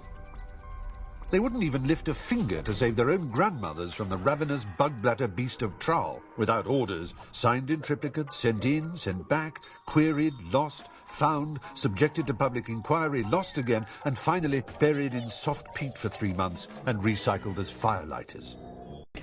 Do you have the proper release paper? This is not a presidential release form. I was like, girl. Exactly. That's exactly what it's like. And you like, it's not organized. I did all of this. I fought through jumping through portals for you. And I got slapped in the face the whole time. Just for thinking. And then this is what you gonna bring me? This is the challenge? Really? A fucking release form? That's really what it is. His face was like, go get the release form. But That's how I feel about that. Yeah, I agree. So Motherfucking Volgons. so that and that right there is like another okay, instead of saying like generational curse, what we'll say is it's a passed on limited belief. Damn, that's a good one. Because the family really raises you and programs you from like 0 to 5, right? So any limited beliefs that your family has would be taught to you essentially through them. Yes. And then it still carries on unless you've broken them. Right. Like if like, okay, for example, right? Let's say that we taught experiment number 2 that like going outside would kill her. Like the air that's Oh my gosh, outside. that's a movie. I know. Yeah. I'm just saying, like, the air outside will kill you. Mm-hmm. And so she would grow up thinking that, like, air would literally kill her. Yes. And probably make her agoraphobic, right? Yes. Okay, so if she had kids, guess what she's going to teach them? The air will kill you. And she might add something else to make it more scarier so that they really listen. And there's spores. And there's pig people. Oh shit. Pig face people Yeah. that like love That to will eat eat children. children. You know what I mean? So like, Yum, yum, yum, yum, yum, yum. and the same thing happens. Just like I know that you've heard this one. Like, hey mom, when you're making that meatloaf, why do you cut off the ends? I don't know. My mom did it that way. Well, our ovens are big enough now that you don't have to cut off the ends. Right. Why do you still do it? I don't know. That's why. You know, they're just doing. It's like going on autopilot. Yeah. And it is. if your programming is to fear, You're right. then you're gonna fear. Yes. The same thing, and you might not ever question it because Right. it's just a like you that's don't. why you do you have- question breathing? No. Okay, so anything that comes naturally to you, It's you just don't question. It's autopilot. automatic. It's Yes. autopilot, right? Same thing. That's why little Jimmy comes to you and is like, Mom, why do you do it this? Why do you do this And way? and what do you do? And you don't say But that's and berate normally what them. happens. Yes, you need to just explain. Be like, look. Or be like, huh? You know what? I never gave it any thought. Yeah, or say that, you know. And then it leads to a conversation and be like, well, my mom said. blah, blah, blah. Exactly. So, Shimmy, descent-based shimmy, slavery describes a situation where people are born into. Oh, that was a definition of slavery. Oh, or okay. generational slavery. Got you. Okay, I was like, why is this in here? And you were like, it's passed down from the maternal line. No, that's interesting though, because like, okay, the reason why is because we're talking about these limited beliefs, right? That are handed down from. So like, you can actually substitute the word slavery in this definition as limited beliefs. Okay, Yes. let's try it. Descent-based limited beliefs describe a situation where people are born into limited beliefs. This is usually because their ancestors or parents were captured into limited beliefs, and their families have belonged to the limited belief owning families ever since. The limiting belief Status is passed down the maternal line. Why is that interesting? Because who normally raises the kids? The mamas. So the limiting beliefs come from, The mama.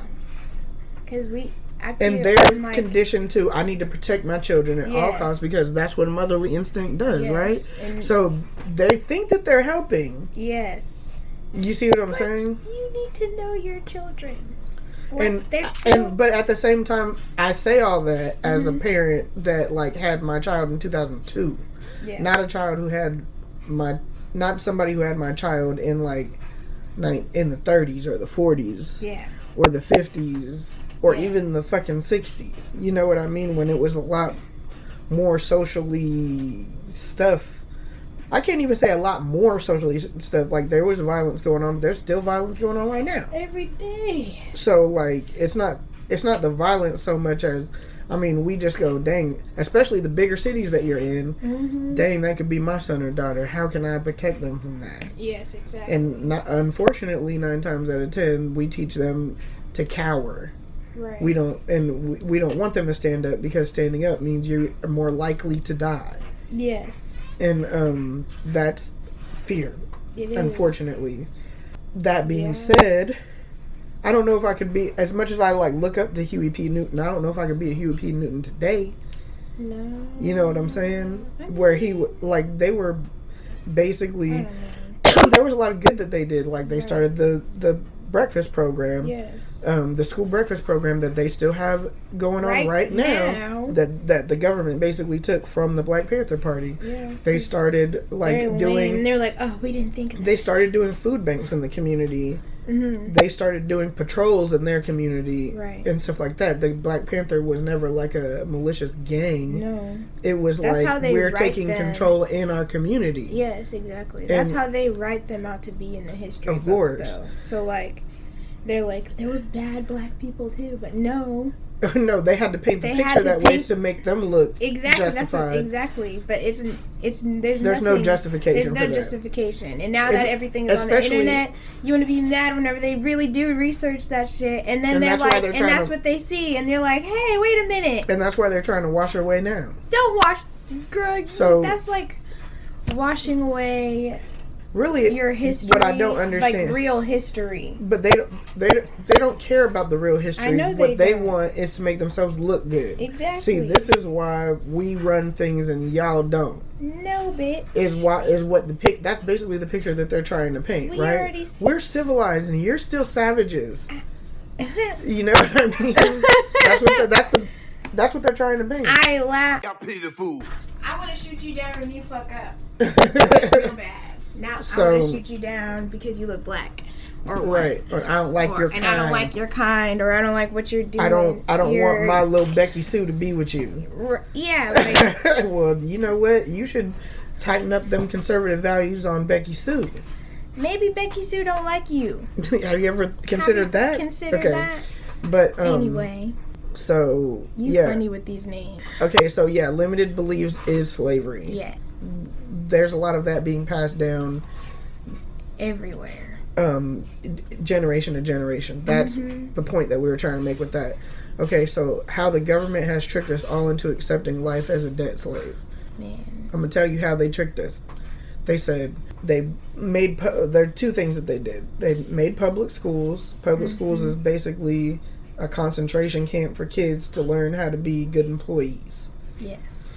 And why do we want good employees? So the Federal Reserve, who we borrow money from, can make money off of all of the people in the United States instead of just the government, because the government is the one who took the loan, not the people. Right. And so the government uses us through our Social Security and our birth certificates, our debt number, to capitalize on the trust that we don't even know that we have. Right.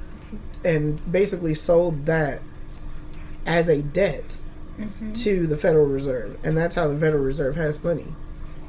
So we're in debt to the Federal Reserve. And why is it even called federal? I don't know, because it's not a government entity. Okay, but why are we in debt?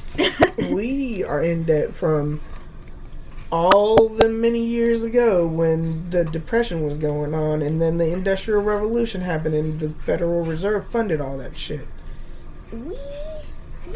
I didn't concern to shit. Okay, so this is a whole nother episode that we'll definitely have to get into. Yes. Because it's a lot. It might be a couple of episodes. Okay. But it involves a lot of Rockefellers, a lot of JP Morgans, and a lot of like other stuff like that. So we'll have to definitely get more in depth on that, but this is how the government has tricked us all. And the only reason why we do it is because our moms and dads did it before us, and we're complying with the status quo. So basically, you need to understand, do you want the blue pill or do you want the red pill? Do you want to be a sheep? Or do you want to be the wolf? How religiosity has continued to accept programming and slave tactics. How it's conditioned us to accept it. Okay, so yeah. Yeah, condition us, sorry. So, I thought I said condition. This goes back to, like, doing, like, an epic history lesson in the Founding Fathers and stuff like that, and all their documentation that they created that they, like, hold up to our face and be like, our Founding Fathers did this mighty thing, or whatever is steeped in this. So, like, originally... the settlers, whatever the hell, the colonizers, we're not going to say white people, we're going to say colonizers, because that's what the hell y'all are. Colonizers. When they came over here to be free from government and to be free from religion. There are people that are in political power right now that would have you think otherwise. Right. But the whole thing was that they feel like the church shouldn't run the government and the government shouldn't run the church. Right. And that's part of our Constitution, and politicians keep running off things like that's a misnomer or something. No, it says what it says. So, but the reason why is because they recognize it as a means of power, Right. and control over the people, right? So To keep us divided. to keep us divided and to keep us down. Mm-hmm. Because if they can control your energy and where you're spending all your time and money and effort or whatever, then they're still the ones that are winning, not us. Right. But there's more of us than there are of them. Mm-hmm. And they know that if we ever like come together, it's a wrap. It's done with. Not a problem for us, but a problem for them. Right. Just throughout the Bible is riddled all about how like slaves should obey their masters and things like that.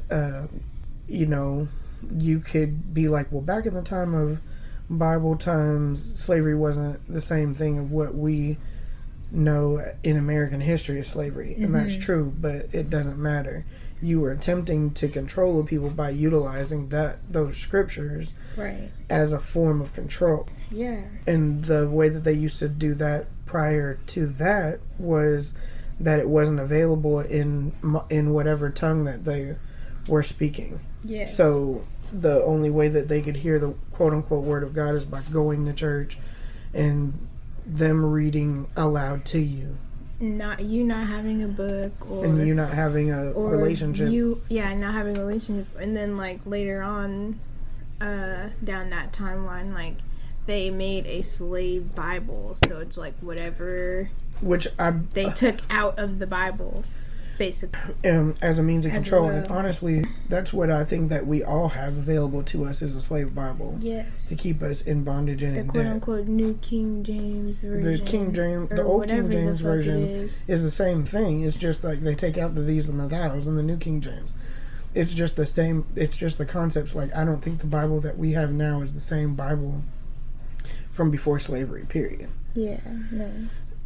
Can I prove that? Maybe not right now, but at some point I mean, will. there's a lot of TikTokers who be Yeah, I know. debunking. I don't know, we are not them, but I'm just saying, like, there's a lot of other people debunking that reasoning too. So That's why the good book says to study to show yourself approved. So this is us attempting to do a little studying and a little showing to y'all.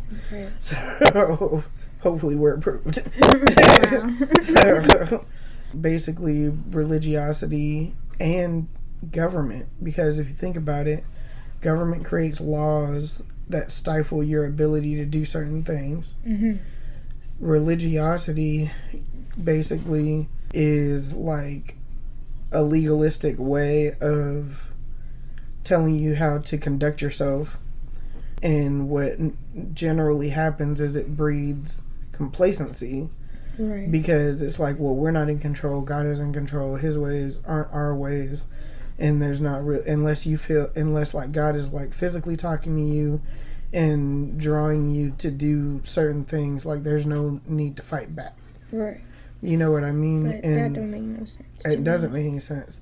Along with religiosity, they often, there's plenty of different scriptures that they utilize as weapons. Right. In which the Bible clearly says you're not supposed to do. This first thing. Yes. The second thing is that they don't apply the knowledge of or apply the correct meaning of the scripture. Right. And so they only use part of it to serve a purpose. Yes. And these are what I like to call trigger scriptures, because it's like, well, what does the rest of that say? Yes. Or whatnot. Or there are even, the Bible is the Bible. You can make words do whatever it is you want. If you want words to harm, you can use the Bible to make words harmful. If you want to be love and light and everything nice, you can also use the Bible to teach that. Right. That's what many people just don't understand. like everything can be utilized in both ways. Everything has duality. Yes.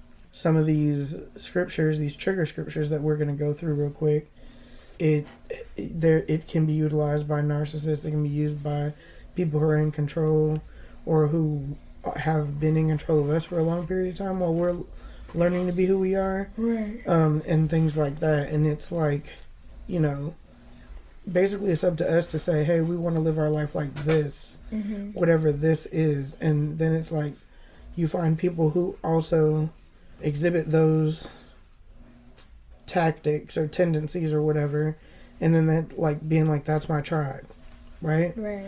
With that being said, let's take a look at some of these scriptures. I think I have about 10 or 12 picked out to go through, and these are, I'm using scriptures from the Bible because a majority of the boomer generation likes to utilize the Bible scriptures to throw at you because they feel like you don't know it. Right. But like, So, you're not but they even quoting we're it not correctly. even either, and then that makes us be like, what exactly are you studying? Because it's not going. It's not even down that path. It's Whatever not, you just said. it doesn't coincide with anything else in this Bible. So what are you saying?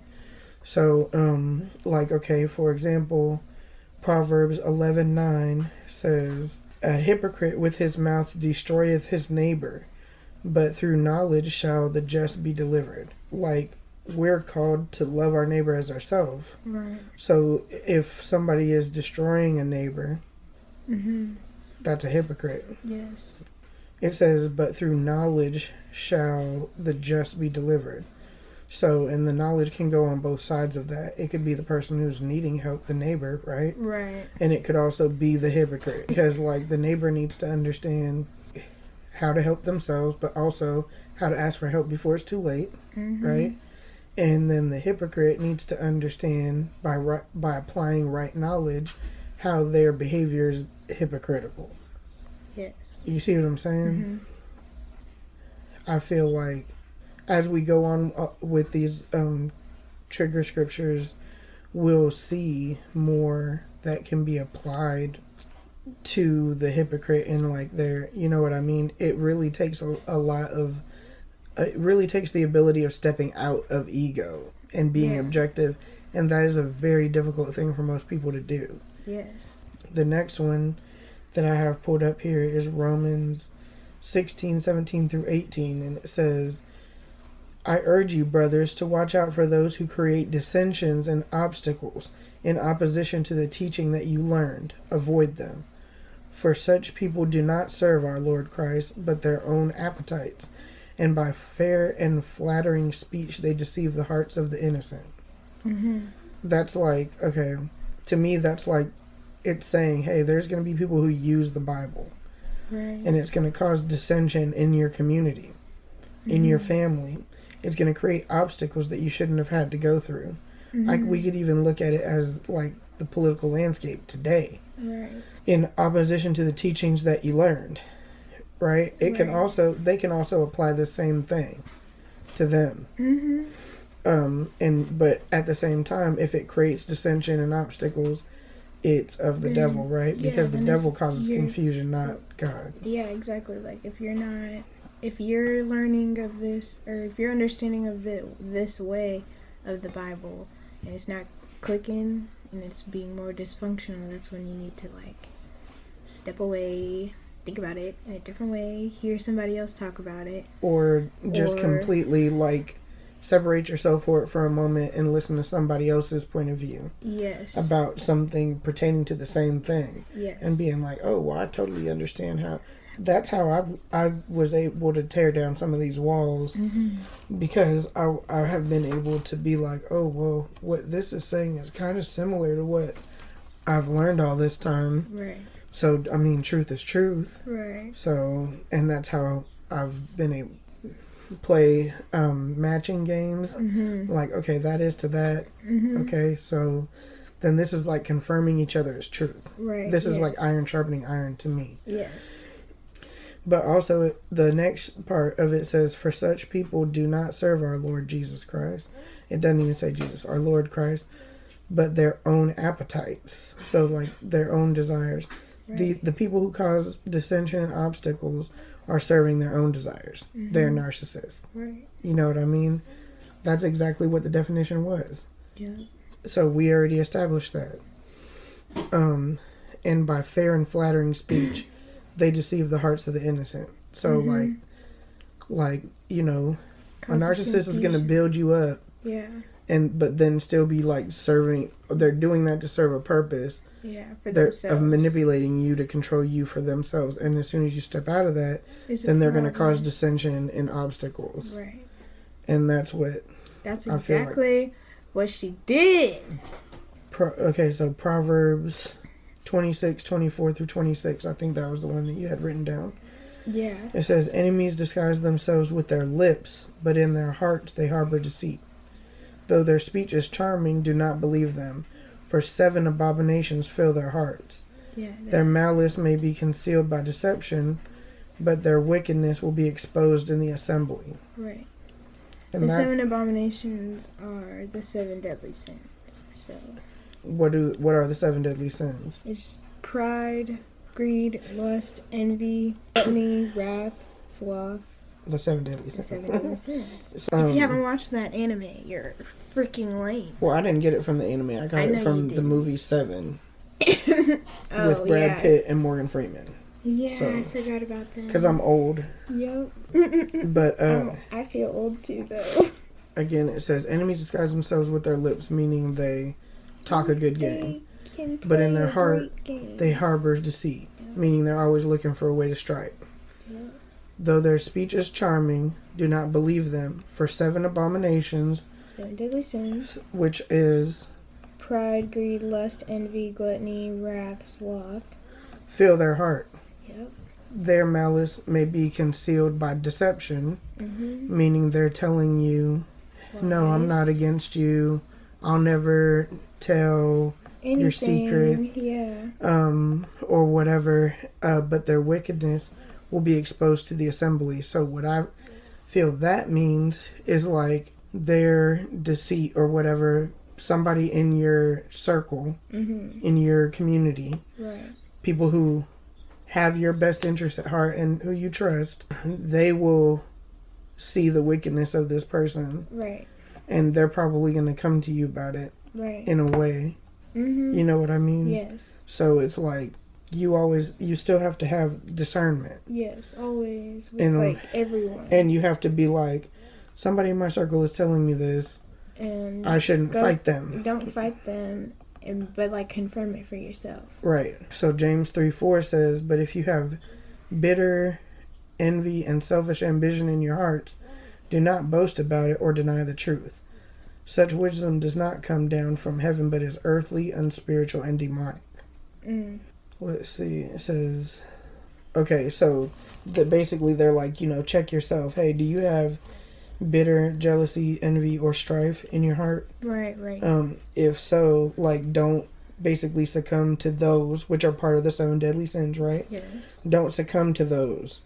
And don't become pompous and speak arrogantly Yes.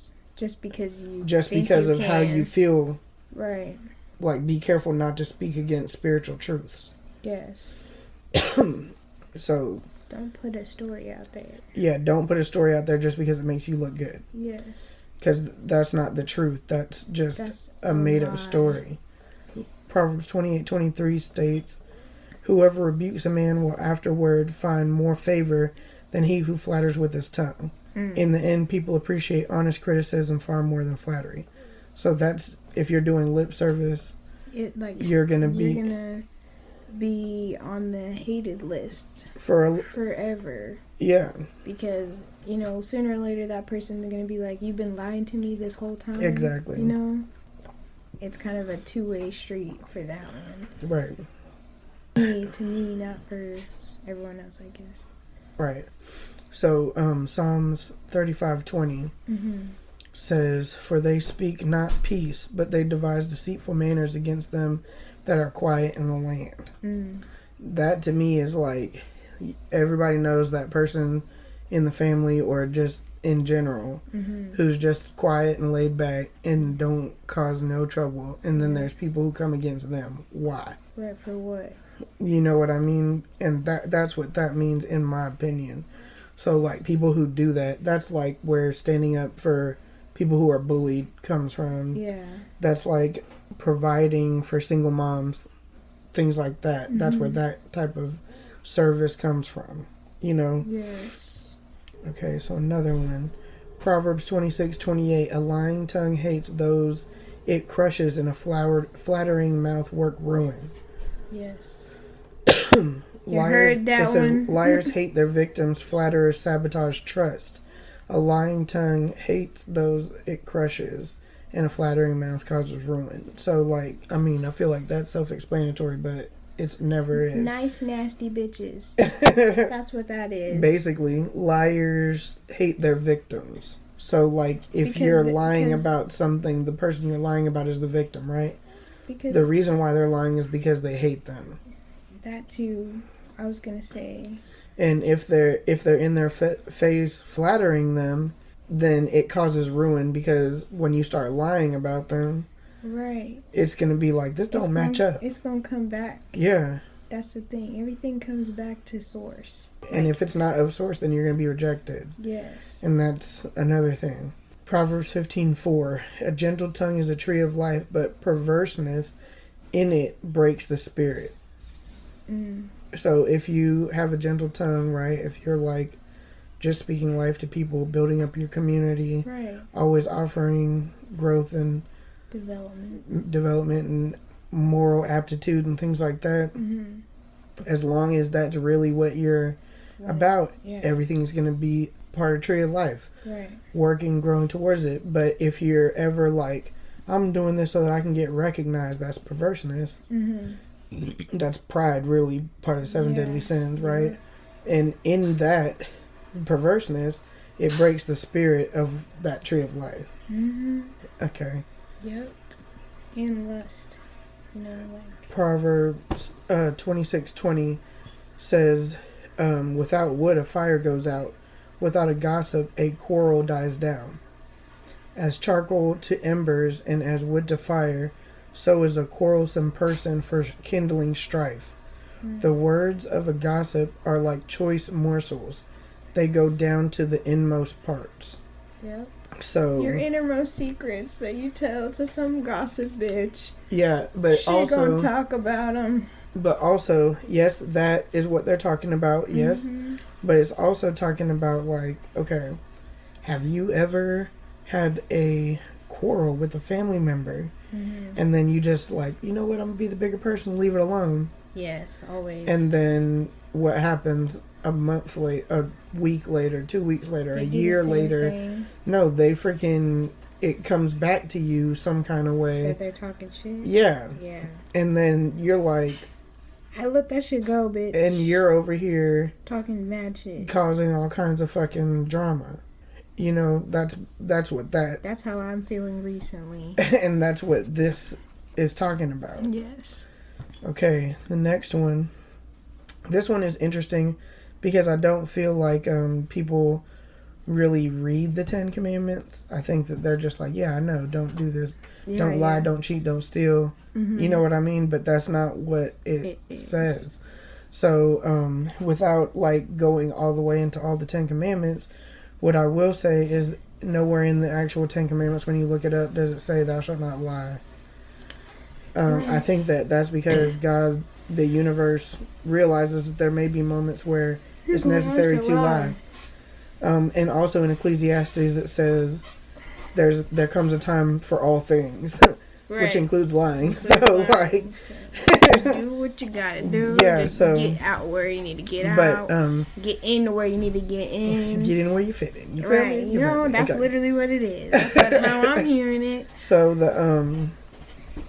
the reason why I bring that up is because the way that it actually reads in the 10 Commandments is that you're not supposed to bear false witness against your neighbor. A neighbor is somebody that's part of your community, your family, your circle, your squad, your whatever word that you want to utilize for your friend group or your family. Your chosen family. Yeah. Some people use that. So bearing false witness is like changing the story up to fit your narrative.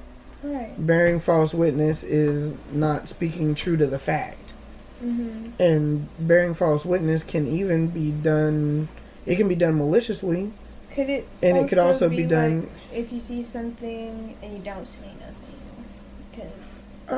because like some people see that another person did something while they blame another person and they don't say nothing. I would say if somebody else is being blamed for it and you have information that could free that person because truth is supposed to set you free, right, then yes, it is. Okay. But if it's like, it's almost like, hey, if there's no problem that's been made, like, don't rock the boat and be like, because there's people who do that too. Well, she did that and she, what I'm saying? Yes, that's not how I was thinking about it.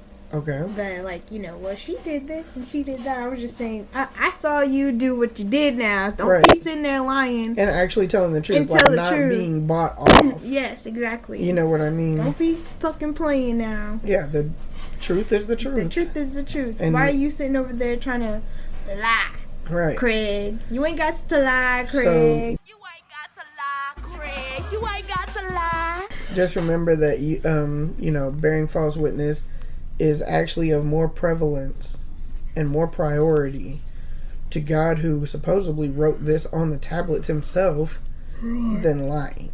Okay? So, and I'm not saying I'm fond of liars. I'm just saying the 10 Commandments doesn't say thou shalt not lie. It says a white lie and a real lie are different things. That's how y'all be teaching it, okay? That's how y'all be teaching it. This is the other one that kind of goes along with the 7 deadly sins. So Proverbs 6:16 through 19. This one used to always get me when I was younger. So it's like, there are 6 things the Lord hates, 7 that are detestable to him. Mm-hmm. Haughty eyes, a lying tongue, hands that shed innocent blood, a heart that devises wicked schemes, feet that are quick to rush into evil, a false witness who pours out lies, and a man who stirs up dissension among brothers. Actually, if you look at all of these things, the reason why God, the Lord, hates it, or is detestable, is because of how much drama it stirs up. Right. Haughty eyes, if I'm not mistaken. A lying tongue, because we've already established that if you're lying against somebody that you hate them. Yeah. Hands that shed innocent blood, we already know that's murder. Murder. A heart that devises wicked schemes, because you're going to be ruining somebody's life. Right. Feet that are quick to rush into evil, because evil. A false witness who pours out lies. That's for y'all people who be like, he raped my baby, and then you be getting, and then there's no evidence. There's no evidence, and you get them locked up for what? For nothing. Okay, and then a man who stirs up dissension amongst brothers. So people who cause shit amongst family. Yes. You heard that last part? There are 6 things that the Lord hates, 7 that are detestable to him, and the last one, the 7th one, was a false witness. No, I'm sorry. A man who stirs up dissension amongst brothers. So to me, that's the most detestable thing to God is somebody who causes unnecessary drama between family. Right. And that's unfortunately, though, that can be said both ways, right? Yes. Because dissension to the other person will be different than dissension from you. Yes, but that's that's why you talk. Well, that's also why people need to be held accountable for their actions. They do. Okay. Talk and communicate. And one of the other things I wanted to point out with these trigger scriptures here is that there's a couple of those ones that we went through were really I pulled those out designed to talk about hypocritical people and things that God sees as hypocritical, and how it connects to family and the community and stuff like that, right? But this one is, for example, if we're talking about narcissistic family values here, right? So a mom might tell a daughter to do something that the daughter doesn't feel like is right, because it'll save the way that people look at the family or whatever, right? Right. Okay. So in that case, the child will be like, "No, Mom, that's wrong. I'm not going to do that." The mom will say, it says in the good book, children obey the parents. Yeah. Okay. So that. I hate that it causes guilt immediately, Yes. right? I mean, But- not for me no more. Yeah, but yeah. Okay, but what they But it does don't cause do guilt. is read past that, okay? Yes. So, yes, Ephesians 6:1 does say, "Children, obey your parents in the Lord, for this is right. Honor your father and mother," which is the first commandment with a promise, "so that it may go well with you and that you may enjoy long life on the earth." First of all, most people are not going to get past the first or the second one. The first one says, "Children, obey your parents in the Lord, for this is right." They ain't going to go past that. No, because If that's all they That's saw. that was the point. The second one, if you have an overachiever, Mm-hmm. it might be honor your father and mother, for this is the first commandment with promise. Right. If you have a super overachiever like I did, Mm-hmm. it'll be so that it may go well with you and that you may enjoy long life on the earth. But the very next scripture, I feel like, is like a what do you call it, prerequisite? Like, you know, in college when you're like, I want to get children to obey the parents and I want them to honor the mother and father. Like, these are the classes that you're like signing up for, and then they're gonna be like, well, the prerequisite to that, in order to get that, is You need to take verse 4, which Uh. is, "Fathers, do not exasperate your children. Yeah. Instead, bring them up in the training and instruction of the Lord." Right. And if you're not doing that, they're not gonna They're not going to they're not obey gonna you. obey you. They're not going to honor you. No, that's not. And I remember whenever I read that part, I was like, "See, I'm not wrong." And going back, okay, that's the first 4 of that chapter. Mm-hmm. But like going back to the whole Dang. point that we made earlier about like religiosity programming us for slavery, Yes. the very next verse says, "Slaves, Mm-hmm. obey your earthly masters with respect and fear, Right. and with sincerity of heart, just as you would obey Christ. Obey them not only to win their favor with their eyes is on you, but as slaves of Christ, doing the will of God from your heart." That's the magical Negroes. Yeah. Serve wholeheartedly as if you were serving the Lord, I- not people, because you know that the Lord will reward each one for whatever good they do, whether they are slave or free. So, like, No. what they're trying to do is program you into looking at a slave master as your savior. Yeah. No. You know what I'm saying? Like, hey, you serve us and we serve him. That's not your God. We're your God. That's not how that works. Yeah, but that's what they're... I know that's you what see they're what I'm writing, saying? but I'm just like, that's not how that even. And works. that's how, like, even though we were talking about, like, children obeying your parents, Mm-hmm. and then right after that it goes into slave and master. Right. It's always like a I mean, like, children aren't necessarily oppressed, but they're not supposed to be. But technically, they have. are. There's somebody that's over them. There's somebody that Yes. has a point of authority over them. Yes. Same thing. Children obey your parents. Yes. Slaves obey your masters. Right. There's stuff in here about wives and husbands. You know what I'm saying? And then while they said all that about the slaves, it says, "And masters, treat your slaves in the same way. Do not threaten them, since you know that he I was just who about is to both their say- master and yours is in heaven, and there's no favoritism with him." I was just about to say, I was like, but isn't there a verse about the masters? Like, it's supposed to be like even. Like, yes, I'm your. Yeah, and there's quote-unquote also supposed to master. be a way out. Yes, you know? yeah, that's what I was just about to say that. There's also that, like, everybody's supposed to be quote unquote equal. Yes, I am your master. I'm just controlling the money, what we're doing, and how we're going to keep this community working. Right. That's a fucking leader. That's not, to me, that's not a master. That's a whole, like, maybe back in the day that was what it was, but that's a whole community leader. Somebody who Yeah, is, well, because back in the day, they were like, hey, you, pharma, right, you owe me this, 40 pounds of food right, because I lent you XYZ mm-hmm. for your family. right, Okay, now you're a slave to me right, for that 40 pounds of food. yes, Which doesn't mean I beat I'm going you. to take you away from your family. Right. It doesn't mean I'm going to beat you to oblivion every single day until you pay it to me. right, It means that until you pay off your debt, you're indebted to me, yes, right? But they took that to literal, a whole other way. Take it literal. You know what I mean? Where that like Slaves beat you. what it was before is like you're an employee of me because you owe me something. Yes. Now the real slavery is like, no, you're a vile slave wench, and I'm gonna do with you what I You're please. gonna be dirty. Like you're a prisoner of war, basically. Yes. That's more like, what like they treated. That's You know what how- I mean? Yes, I do. I don't understand. It's just like crazy. Those How were. they want to point those fingers, but you're not really reading the whole thing. Why are you just reading the little skim? I mean who's skimming? the What happened in this study? Jesus, Who's a skimming? parable that Jesus did say was about, look, you're trying to get the splinter out of somebody's eye, but there's a telephone pole in yours. Yeah. Like, how you can't even see out your eye. There's a whole telephone pole in there. Right. What the hell? And you over here really trying to reach in. That's like you taking your glasses off and trying to do eye surgery on somebody. Yes. And that's what he was saying. Yes. You know what I mean? So it's like I'm trying to see. it's the same thing. Blind. Don't be pointing out the little bit that I got going on over here while you got all this going right back at you. Mm-hmm.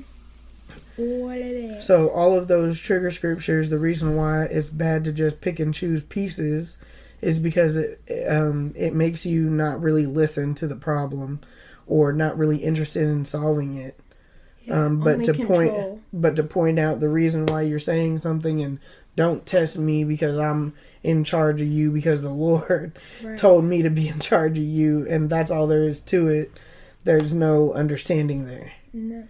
The reason why we bring all this up in Narcissistic Family Values is because now that we're made aware of this, we're called to break these habits, break these limiting beliefs that we're being shown as we're growing older. And it is hard as fuck. Yeah, and to Okay, like it's getting easier the more you do it, but it's like hard because you're like, oh, now I realize why I did this. just like And how that's some bullshit. I know that everybody probably has gone through a time where like, oh, I really need to stop cursing Yes. or something, and then they do little things like, I'm gonna wear rubber bands, and every time I curse, I'm gonna pop myself. Yes. Well, that's kind of sort of the same thing that you have to do with limiting beliefs. Like, as you're talking throughout the day, just living your best life, Yes. and you say stuff, you're like, that's a limiting belief. I just, like, fell out my lips when or you whatever. Said that, it reminded me of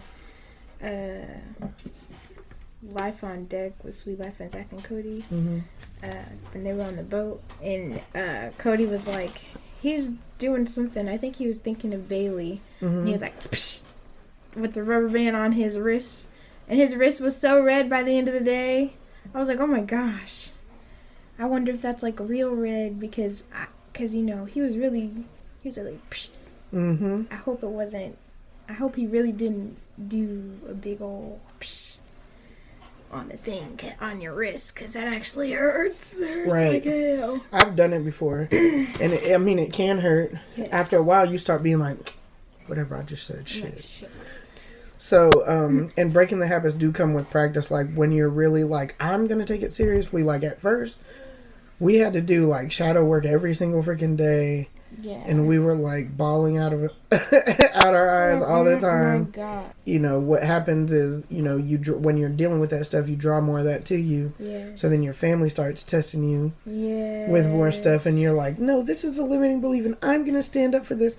And stuff like that. And then you're like... And then they're like... What are you on? What's going on? Yeah, exactly. So You are what's going on with me. every day of my damn life. 80 for 400 years. Yes. If you, I'm not gonna say if you need help, but I mean if you do, holla at your girls, or whatever. But you know, We're not masters, stay subscribed for the other podcasts coming, because we're actually going to be reading a book called Breaking the Habit of Being Yourself, which I'm pretty sure at some point in time, other than the quantum realm, Yes. it's going to start talking about limiting beliefs and recognizing them and doing like reprogramming yourself and things like that. Yeah. So stay tuned. We do have answers to the stuff that we're bringing up in these conversations. Yes. We be thinking, even though we're high. Yeah, and there's probably a lot of things that we talked over ourselves with and in circles and was like, wait, what point was I trying to make? Yeah, no. But it all came back to the ends, you know what I'm saying? You know what I'm saying? So by breaking these habits and these limiting beliefs, what we're really doing is we're overcoming manipulation. Right. Being Because we're not being recognizing it. susceptible to it anymore. Right, and we're recognizing it, and we're also recognizing like how it's affecting us. Even and, how you're manipulating a situation, right, without even thinking about which it. means you're more if you're more on the submissive side, I guess would be the word to use, not the dominant side. That's like being very aggressive, but the submissive side to the narcissist. Abuse. You know what I mean? Yeah. That you're probably more prone to looking at yourself first, and you're probably more prone to like being the peacemaker. Yes. And stuff like that. And so what happens is you tend to look at things a certain way, and recognizing that will also help you, because you shouldn't be, if a situation comes up, you shouldn't be looking at things that are healthy for you in that victim format. Yes. It should be a more like, it should be more of a like, I know who I am, control my own destiny type of thing. Yeah. Then like, oh no, you didn't. or like just it should, or it should like light the next light in the path. You know what I mean? Like it should. Like, you know what? I need to leave. If it doesn't light the path, then it's like maybe you should turn around and try this again. Yeah. Or whatnot. And please believe the universe will let you try it as again. many times as you want to. Yeah. And so, how do we do this? If we talk about it, that's the main thing. Communication, constantly studying. I mean, I listen to, I do all the free stuff, okay? So I'm right there with you. I listen to podcasts. I've been reading blogs forever. I mean, I look up reference stuff, and I even look at Wikipedia, because the people who really do Wikipedia stuff have references, okay? And that leads you down the rabbit holes. That leads you down a whole thing. So, even Britannica. Yep. That leads me down a whole rabbit hole. Yep. So, I hope that this podcast has touched some souls. Yeah, because narcissistic families suck. And it's always something that, well, not always, but, relatively you'll keep having to, like, revisit this until you get it. And it takes a while to, like, get it. So it really, it takes a while to get it, and then it takes a while to, like, get rid of it. Right. And even when you get rid of it, there's still ways for it to come back up. Yes. And so you kind of have to use your discernment to make sure that shit don't happen. Yeah, and be very stern in who you are, very understanding of who you are. Yes. That's the biggest, real quick tidbits that I can give you. But, like, help, the people who you know that you can help. Right, and don't waste your time on... If getting rid of your limiting beliefs helps you, then you should also pass along to other people who may have experienced similar trauma, that they also should be getting rid of these limiting beliefs as well. Or like maybe now that you are trained to recognize it, when you hear them in conversation, just be like, hey, you know what? I learned about these things. They're called limiting beliefs.